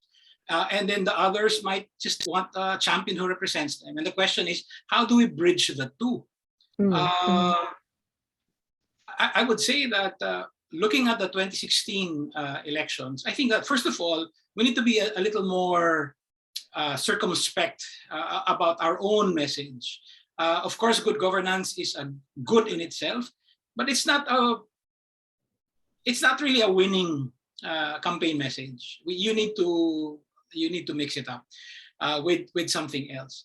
But secondly, and this is where the 2016 example comes from, Duterte won, first of all, because it was a crowded field and you only need a plurality. But he won because they were able to ride one low-ranking concern all the way to the Pasig River. I remember talking to Pompi Lavinia, one of the social media campaign managers of Duterte soon after the elections. And he said, peace and order, at the most, it was number 7 on the list of priorities. And yet they were able to ride it all the way to the presidency. What does that mean? What it means was that they knew what they were doing. I don't think they were looking in terms of we are going to get majorities of support. I think it's all about swing votes. You only need to move maybe 10% of the people to one side, and that will change the entire game. So what they did was they ran that issue, peace and order, hard. Do you know that even up to today, it has never even broken into the top 3 concerns? The top 3 concerns all have to do with livelihood, having food on the table, and so on and so forth. And yet, peace and order made Duterte president. So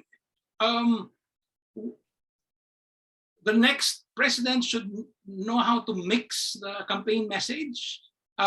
Maybe, I don't know, wrap a core of competence around with a I don't know, with something else, a little more with popular appeal. A couple of months ago, I attended a webinar that had Sheila Coronel and Liloy Claudio. I think it was with Columbia University, and it was quite interesting. I think it was Liloy who suggested that if you look at the elections in the modern, from Cory onwards, the Filipinos have always voted for change. So, for example, just take the most recent example, Noynoy was opposite of GMA, in the same way that Duterte was presented as a complete opposite of Noynoy, right? So he was saying that, for the next elections, Filipinos might very well vote for change, but there's so many variables that are up in the air, and obviously control of money and reach. So I don't know if that's necessarily going to be true this time. I'm not sure if, in fact, that is true. In 1992, Ramos won, and he was the continuing candidate. Wait, are you sure that Ramos won? That's my question. With 24% of the vote, right? Go ahead, Manolo. I wanted to address another interesting question here is what can we do apart from just getting depressed? But here is something that I was trying to get at, that we basically give carte blanche to our presidents, but there are limits, and it's a sort of a very informal, it's circumscribed by corruption on one hand and abusing powers on the other, and those have always served to sort of be the limits. I've complained in my presentation of the inability of the political system to sort of refresh itself because we can't amend the Constitution. But because of that, in many ways, we can't move further than a certain point, but we also cannot move backwards past a certain point because of this sort of it's like those little glass globes with an ecosystem inside. It's perfectly designed to not let anyone get away with too much of everything, so that no one gets much of anything, but everyone gets something. It's very oddly perfected in that sense. Whatever a president's ambitions are, they can't amend the Constitution, so they can't stay in power. However permanent their majority is, it immediately disassembles in time for the forthcoming election, which also goes against any sort of continuity, which means, however, it balances out that a very unscrupulous president is limited in the same way that a very competent and visionary president would be limited. But somehow, through some accident or confluence of events, that's how we muddle through. And it keeps us from getting too thoroughly destroyed. So that essentially it now makes it very difficult for an administration that in many ways is unprecedented in the way it has neutralized every other institution to perpetuate itself. It's really going to be a tough act for them to do. I also think one of you mentioned earlier, was it you, Manolo, about how this present government, John, about how they took these myths all the way to Pasig River and win in 2016. I think that's a big factor because the drug problem, there are drugs being taken in this country, but not to the extent I think that the government had played it out to be. The other thing is that how shall I put it? Somebody explained to me from Davao, I don't know how reliable this is, that one apparently tactic that was used to help push Duterte's candidacy in 2016 was, Davao is a cosmopolitan city, much like Metro Manila is. It is a province of immigrants. You will find people there from all over the country. And all the immigrants there have links still with their families in whatever province they came from.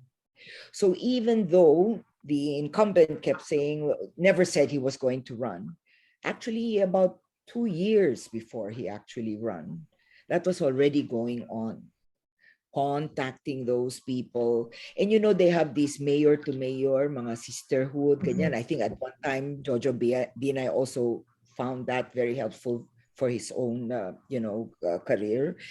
But mayors have that capacity. They can use that link. And in the particular case of Davao, because it's a largely immigrant province, because of those connections, they ensured that every time the incumbent now, when mayor, would go to any province, then the kamag-anak of his city residents would meet and welcome him and take care of him and bring him around. So I think that is, if that's true, then that indicates some really very thoughtful, deliberative strategy, which in a way poses a challenge to us that, we, depressed as we might seem, I mean, I certainly am not prepared to give up. I think it will require some serious strategizing like that. Maybe something you might not discuss that openly. I don't know. Apparently, this had been going on now about even 2 years before the election, establishing all those connections. One text only costs 1 peso. Oh, darating dyan si Mayor. Oh, sasalubungin ng pamilya ko. Sagot namin yan. Ganon. And that went. That's what I was told. I don't know if it's true. So, all kinds of strategies. Bambina, I'm encouraged by Maris's response to continue the analysis offered by Pompi Lavinia. So Pompi Lavinia was number 2 in the social media network. And it would be the height of irony for us to draw lessons from the Duterte campaign of 2016, but why not? So in their overview, they think that they won because of 3 factors. The first was they were able to find a resonant issue and ride it all the way to Malacanang. So peace and order. The second was what we already are familiar with, what Pompi Lavinia called the network of networks. He was talking about their social media operation. And I did see this for myself personally. Many of these people were volunteers. I actually met the Duterte social media head in Cebu. I hosted a forum before the elections, and he used to be the social media operation guy for MAR. But somehow that didn't work, and he shifted his entire network, 1,000 different clubs and associations and so on, and moved that entire network to Duterte. So they had this network of networks. Of course, they had troll operations and so on and so forth. But I don't think we should discount the fact that many people were really energized by the possibility of Duterte, someone from Mindanao, becoming president. The third factor, they said, was they had a very good candidate. And whatever we might think about Duterte, he really has he has that factor in person, very, very courteous, in public, such a loudmouth, such a braggart, but there is a connection. I don't know if that's still true this late in his term, but they found that particular candidate. So maybe that is one reason, and so, sorry, finally to get back to your earlier point, Bambina, that's one reason why Raul Rocco or Salonga or the others did not make it as president. They, at that particular point in time, were not the right people. They did not connect to the enough people, enough voters to make a difference. So anyway, those 3 factors, according to Pompi Lavinia. Yeah. But Apa, you've raised that as well. No, you've theorized that the character of Duterte, there's the kind of the Dissente of the Mar Rojas camp was contrasted against the Canto Boy, I suppose. I can't remember what term you used. So the resonance was there with the common tao, I suppose. He's the strict father. No? One could call him the abusive. Diba? He's called Tatay Digong. That's what people call him. That's what his supporters call him, Tatay Digong. It's all affect. No, it's not substance. It's not what he says. It's what he sounds like, right? And he has consciously cultivated all of that stuff because he makes no sense, right? When he talks, brr, brr, I mean, it's actual surreal nonsense most of the time. He clearly doesn't read anything. He doesn't understand any of the issues. I mean, there's no content, right? It's all completely affect. Now, I wanted to respond to what Manolo said earlier. No? What can we do? This is the question. Besides get depressed. Well, the thing that we can do, which my father did in 1985 and 86, was unite behind a single candidate. That's all we need to do.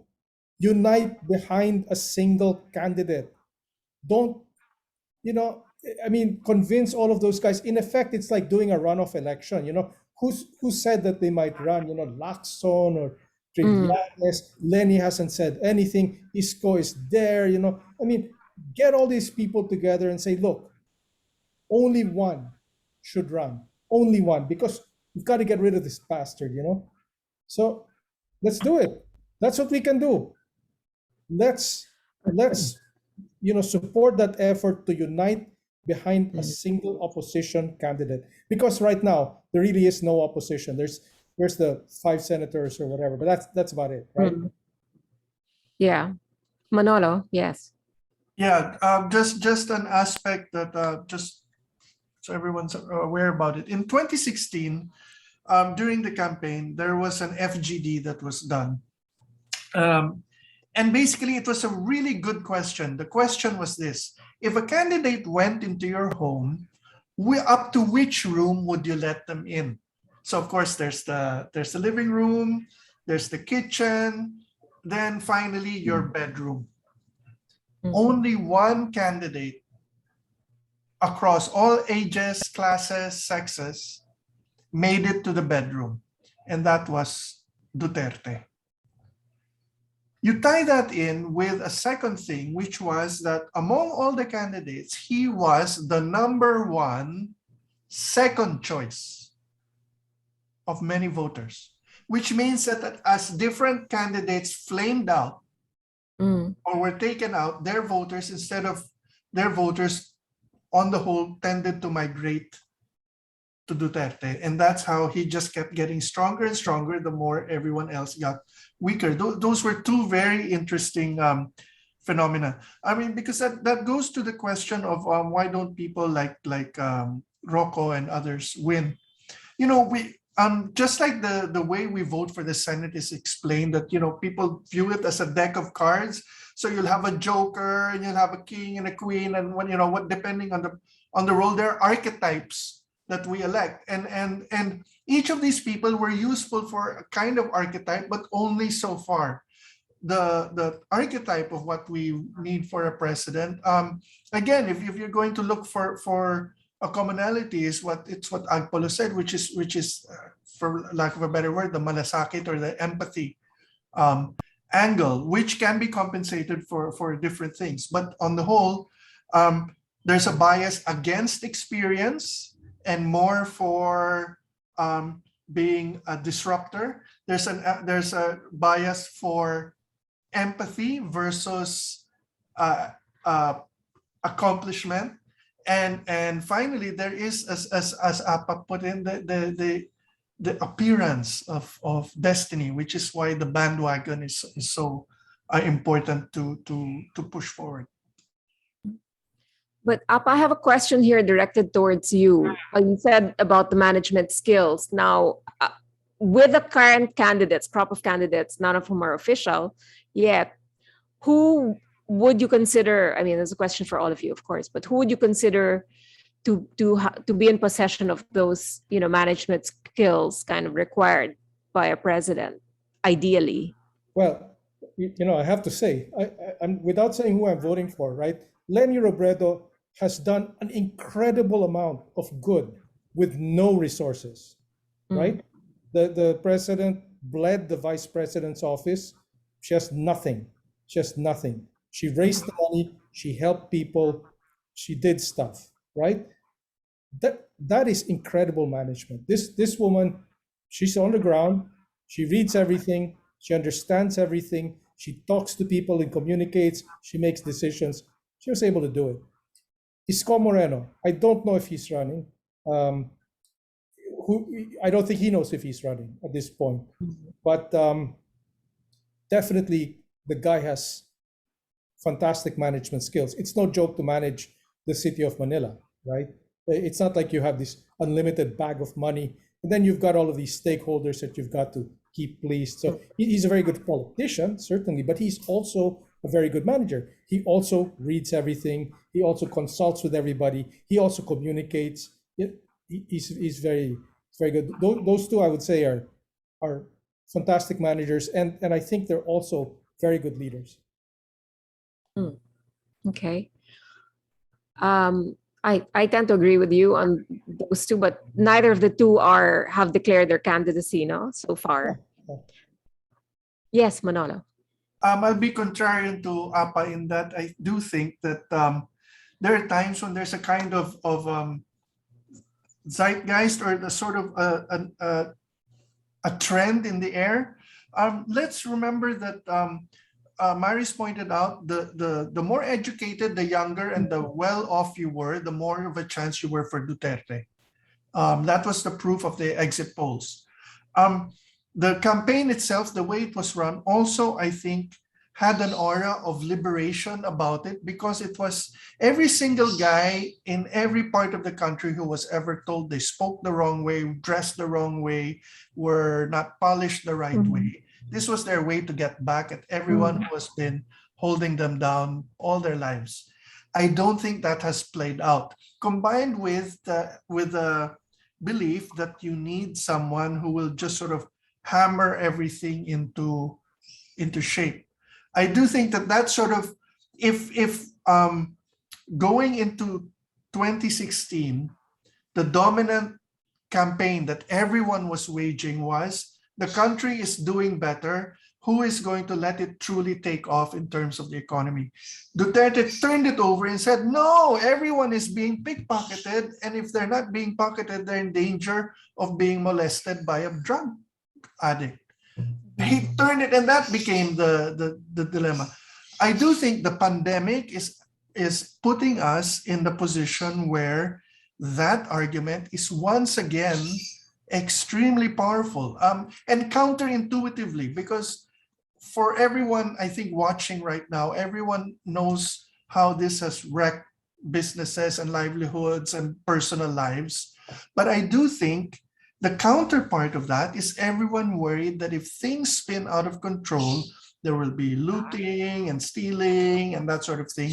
That sort of fear is, again, a very powerful motivator and trumps any argument you would have for accountability on the part of the incumbent. And I do think that, I hope to be proven wrong, but I do think that mentality and that attitude, which put an end to 30 years of thinking, 30 years of assumption that we have to have inclusivity in government, that we have to have people participation in government, has all been buried, to be replaced by the revival of the strong man has to address it. So the danger here is looking for a more competent, stable, and less weird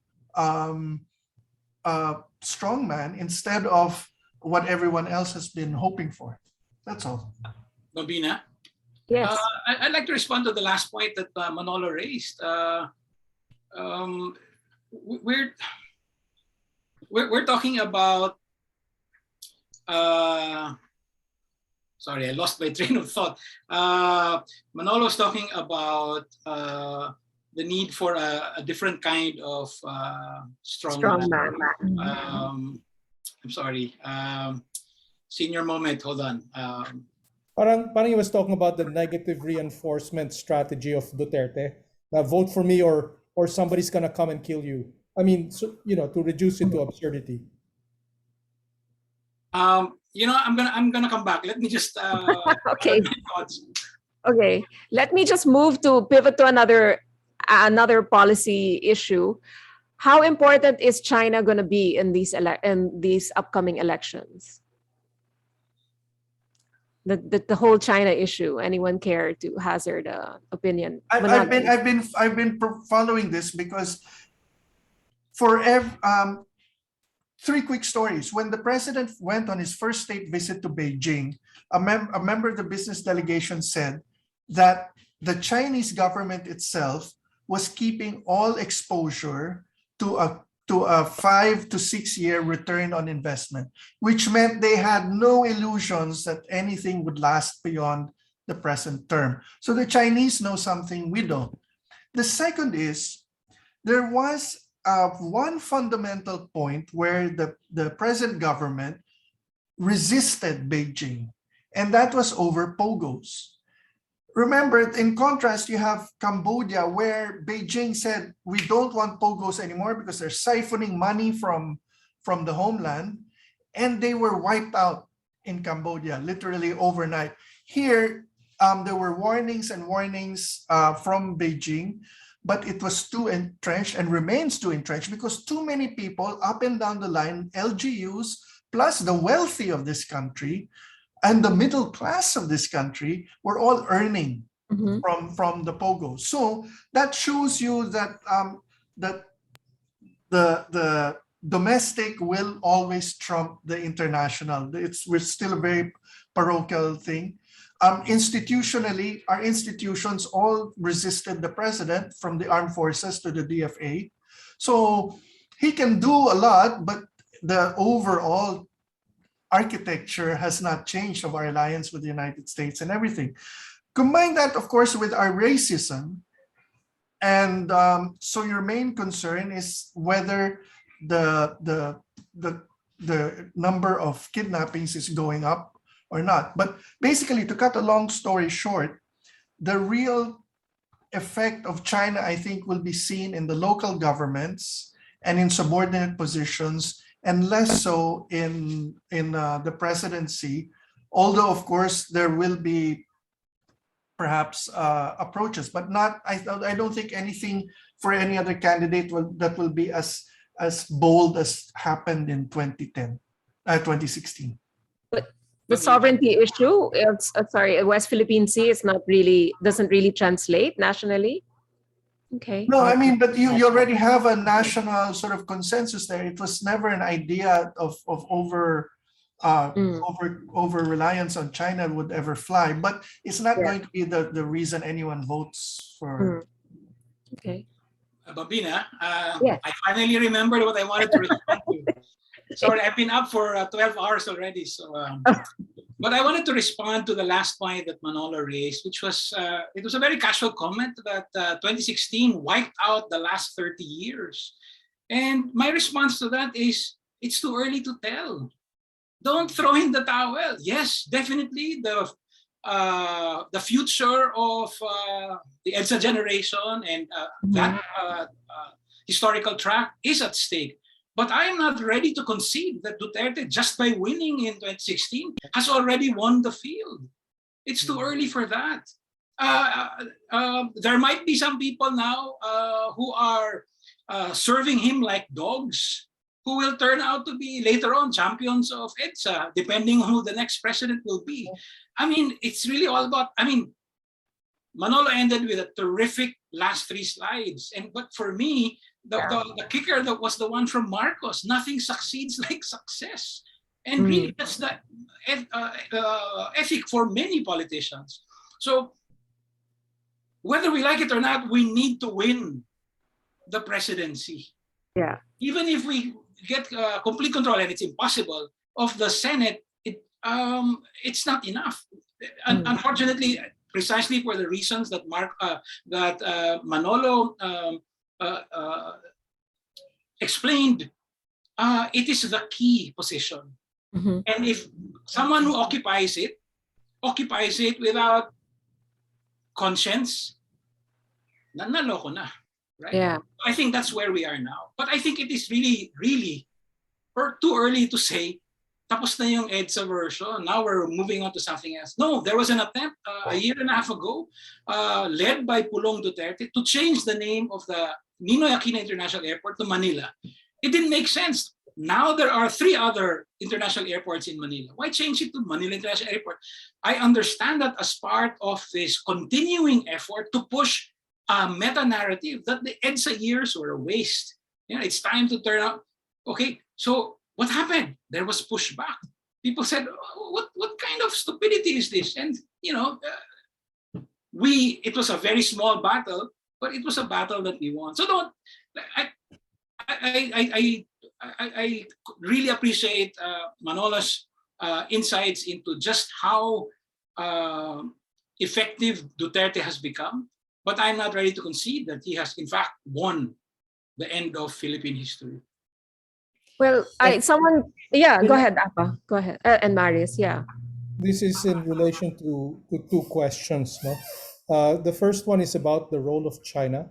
And, that has not been widely discussed publicly. Diba? Pompi Lavinia and Nick Gabonada met with the head of Cambridge Analytica at the National Press Club. There's pictures they have together. And both of them denied that Cambridge Analytica was hired for that election. People from Cambridge Analytica themselves, including the whistleblowers, said they were involved in the Philippine election. If the Duterte campaign didn't pay them, who did? China. Yeah. Okay? Who else could afford it? And who had an interest here in what is going on here. Yeah. That's the role of China. Okay? They're going to try to buy the next election, maybe with another firm like Cambridge Analytica, whatever. Somebody, they're active. You know, they're every bit as active as the CIA was here in the 1950s. You know, they're Yeah. not sitting on their hands, right? Mhm. They need somebody here who will be subservient to their interests. Okay. Now, it's very difficult for me to make these, you know, accusations or whatever. There's no legal basis to be able to say it. But I think that's what a lot of analysts basically conclude, Mhm. right? So that is the role of China. Okay, it's nothing to do with what you see on the surface of taking over islands or this. No, no, no, no. Okay, now Roberto Lastica said the business sector has a big space to play in getting the national priorities back. This sector must invest in campaigning for one opposition candidate to turn the tide back to economic recovery. So yeah, I agree, but it's not just economic recovery. Jesus, this is the survival of democracy in this country versus populism, right? It's populism versus democracy. Now, the problem exactly is that you no longer have the sort of Piding Montelibano and the Sugar Block and the Lopezes and all of these characters who can basically buy the election, right? They put their support behind one candidate. I mean, the oligarchy doesn't exist anymore. No single member of the oligarchy is, you know, is capable of buying the election, right? Or even a group of oligarchs. There's a notable exception which everybody watches. Uh, Ricky Rason. Okay, Ricky Rason is a junior member of the whatever oligarchy in a sense. But he's a billionaire. He's very successful. He earned his money. Okay, this is a guy. He's got integrity. He's very smart. He's a good manager, etc., etc. He has this uncanny ability that he has picked every president since Arab. Okay, he said, "Oh, Arab's gonna win," so he backed Arab. Then he said, "Oh, GMA is obviously gonna win," so he backed GMA. And then he said, "Oh, Noynoy is gonna win," so he backed Noynoy. And he said Duterte is gonna win, and he backed Duterte. So everybody's waiting to see what this guy says, all right, in the business community, because I'm a businessman. You know, I'm gonna want to put my money on the winning horse, right? Mm. I don't really care about populism versus democracy. I just gotta have my money on the winning horse, and this is the guy who picks the winning horse. Babina, it's also very Oh. possible that precisely by betting on the winning horse, he is making that win even more likely. Exactly. Exactly. Once they start Yeah. donating 100, 200, 500 million pesos, that changes the game. It's like a Jedi mind trick, right? So, That's what I was really trying to say earlier, that what will kill us is precisely that kind of thinking. This is the one who's going to win, so we'll put all our money yeah. there. As Manolo said also, it's the bandwagon effect, right? Yeah. Yeah. But to go back to John's point earlier, I'm not prepared to give up either. You know, whatever we say about this administration, nakikinig din eh. When you push back strong enough, maatras din eh. Maybe we Yeah, don't push yeah. back enough, but to me, the key is push back. Yeah, We push, yeah. we push, we push, we see how far it can get us. They respond. You know, whether they like it or not, they respond to social media. Look at the press conferences. Look at the responses of the spokesman. Yeah. Sinasagot niya yung mga lumalabas sa social media. So it gets to them. They get Yeah. pick on about it, they rant and rave about it, but they respond. So that to me is an indication that we can do something. We should do something. But I also think we have to work on the businessmen who think in a terrible way. Yeah. Because I mean, you know, sometimes you really meet cynics and one was telling me, a businessman, ay naku, Maris, madali lang yan. Isang backer, 1 billion. Tapos na. 1 billion. Yeah. Yeah. $1. Another one, no nagbigay, 1 billion. That's all. I said, you know, so if there is one donor who wishes to part with that money to back up the person he thinks will win, fine, that's his money, he can do it. But what about the rest of the businessmen? Maybe to match that, you need 100 businessmen, 200, I don't know. but surely they can do something. And there was an article that came out, I'm not sure where it talked about how each of the major parties is really funded by just one person or two. And that's the way it's going to be. So but we can fight it. I'm not prepared to concede that it's finished. No. Yeah, no, of course, we have to fight it. I mean, we have no other, it's almost incumbent upon us as citizens to fight it. But when they're actually going to shut down voter registration by September 30 with no extensions, that's in the middle of a pandemic. That's also, it kind of reminds me of what's going on in the States also with the voter suppression, bills that are being passed in various states, right? Yeah. So hopefully there'll be a clamor to extend. Yeah. We have to push back. Yeah. We've been going on for over 2 hours. This is great. I'm getting comments saying let's do a part 2, especially when the candidates have actually filed their COCs. And I think that's a really good idea. So I'd love to have you all back. But I think we should, I'm going to start tapering down now. And I just wanted to ask a quick question. Again, thank you to everyone for being here. Thank you for sticking it out with us. I think these are really important discussions to have. I wanted to ask now, we're talking about greatness, and greatness in a president is something that's assessed, later on, after the passage of time. So I guess maybe barring the incumbent, who would you say has a lightning round for all of you? Who has been the greatest Philippine president, I guess, starting from Aguinaldo onwards? You want to take a stab, man?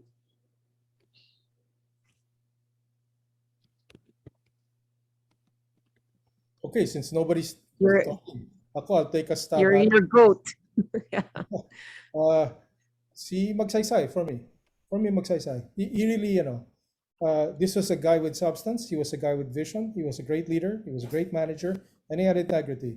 It's too bad that he died early, but and then therefore, it's easy to judge him positively because he didn't have time to make kalokohan, no? But he was a good. He had a good track record in the few years that he led the country. So for me, easily, no.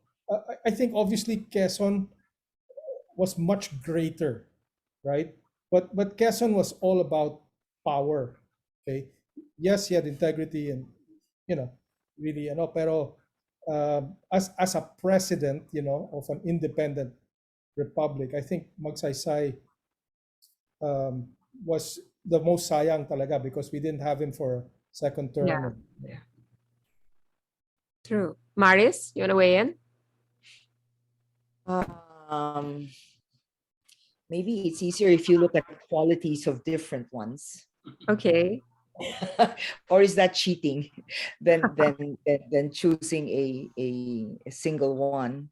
In a certain sense, the kind of presidents we had were also responding to historical contexts at the time. And so when we say who was the best, well, the situations were different from administration to administration. Let me see. I don't know. How shall I put it? No one was perfect, but we all know that no one here is perfect, right? So who might have done their best given all the limitations? Well, I think I like Pinoy. This one.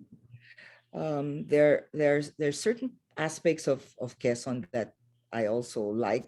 I mean, fully aware of his other side. I mean, of his other of his shortcomings maybe, but yeah, I'll leave it at that. Yeah. I'll go next so that Manolo can have the last word. Asking, who is our greatest president, of course, is a valid question. I'm a little worried about answering a question like that. First of all, we just have a few presidents. We're just dealing with 16. And maybe the the question of who is great or not might actually get in the way of us getting good presidents, in the idea that we need to look for, exactly the right person to run for office. I'm loath to compare ourselves to the US, but Manolo did actually bring up possibly the second, or maybe the second most consequential US president ever, and that's FDR. And I think right now, maybe what we should be doing is, sure, it would be nice to have an FDR, but maybe we need more, I don't know, Dwight Eisenhower's, people, solidly in the middle, but who did right by their lights. Sorry, such a cop-out answer, but it's. I know. I feel the same way, John. Yeah, we're a small, we have a short history, and might be early to think in terms of presidential greatness. Or no one's reached that bar yet, I suppose. I mean, I guess magsaysay is destiny unfulfilled, right? I think I would say that maybe Ramos in his first 3 years, and Noynoy Aquino in his middle 3 years, where I think set the standard. I've heard from his cabinet, Ramos's cabinet secretaries, who really look at their first 3 years as like, wow, they had the complete freedom to do what needed to be done, and the president created the conditions for them to do so, and it was just like a wonderful time for them, and I share that view now. Manolo, I always remember what Quezon said, right? That famous quote about, I'd rather have a country run like hell by Filipinos than, what was the exact quote? I mean, it's kind of hell now, right? So. Yeah, but the corollary to what he said was, because however bad the Filipino government might be, we can change it. So for me, true. It's four sides of a box. There are four aspects to this. For nation building, I think where a president must have an idea of the architecture they're building for the country, I think Quezon is the model. For the fact that we are a country which is fundamentally connected to our presidents, and therefore our presidents must reflect us, magsaysay. For the fact that the presidency is about power, and the healthiest attitude to power is a disdain for it, Cory. And finally, where the presidency is about the chance to break the cycle of the past and create a new cycle for the future. In other words, bring us from the traditional to the modern. I think it's Noynoy Aquino, because he was the most modern of our presidents in his thinking. So that's the way I look at it. That's a really good, thoughtful, and balanced answer. I mean, there are glaring omissions, but we'll not mention them. But I think, if you look at those traits that you've mentioned, those qualities of each of those presidents that you mentioned, I mean, there kind of is a way forward, hopefully, that if maybe somebody will emerge who embodies all those qualities and those aspirations, it might not be as depressing now for, as we might like to think. I think, may I just call on Justice Conchita Carpio Morales? I see your hands raised. Justice Morales, do you want to say something? Maybe in closing? Shall I unmute you, Justice?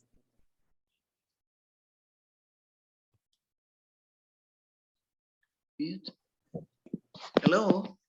Yes. Actually, I did raise my hand, but I was wondering also why Akademyang Filipino appears to have been sidelined. To begin with, the poster you presented at the beginning of the webinar carried only Manila House. Of course, you acknowledged verbally the fact that this is being carried out or sponsored by Manila House in the partnership with Academiang Filipino. But anyway, sensitivities aside, I'd like to thank all the speakers and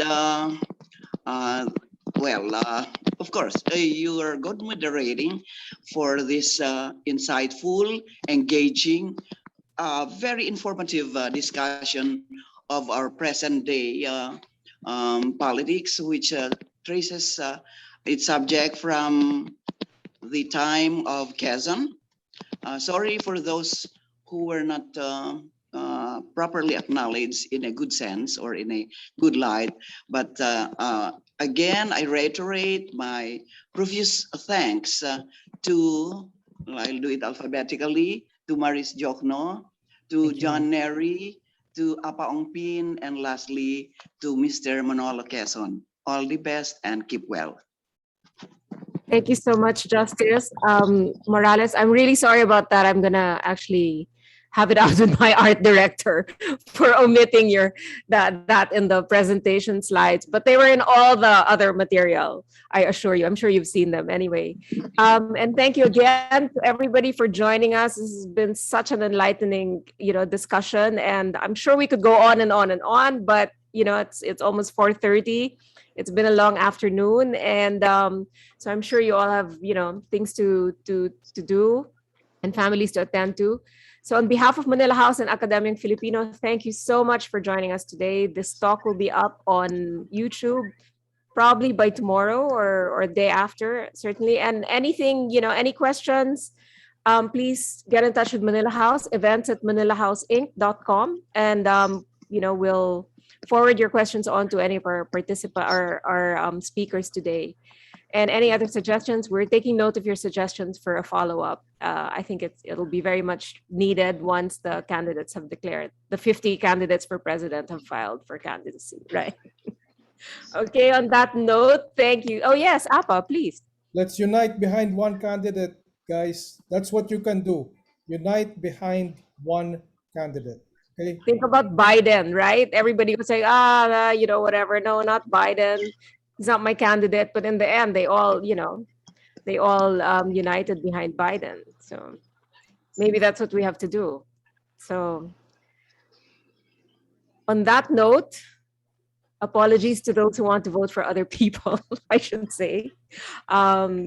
This is not a single block. I'm sure we understand the plurality of opinion here and we accept it. So on that note, thank you very much to everyone. Thank your speakers, John, Manolo, Maris, and Apa. This was really great. Let's do it again. And on behalf of Manila House and Academia, thank you so much. We'll see you again soon. Have a good evening, everyone. Bye.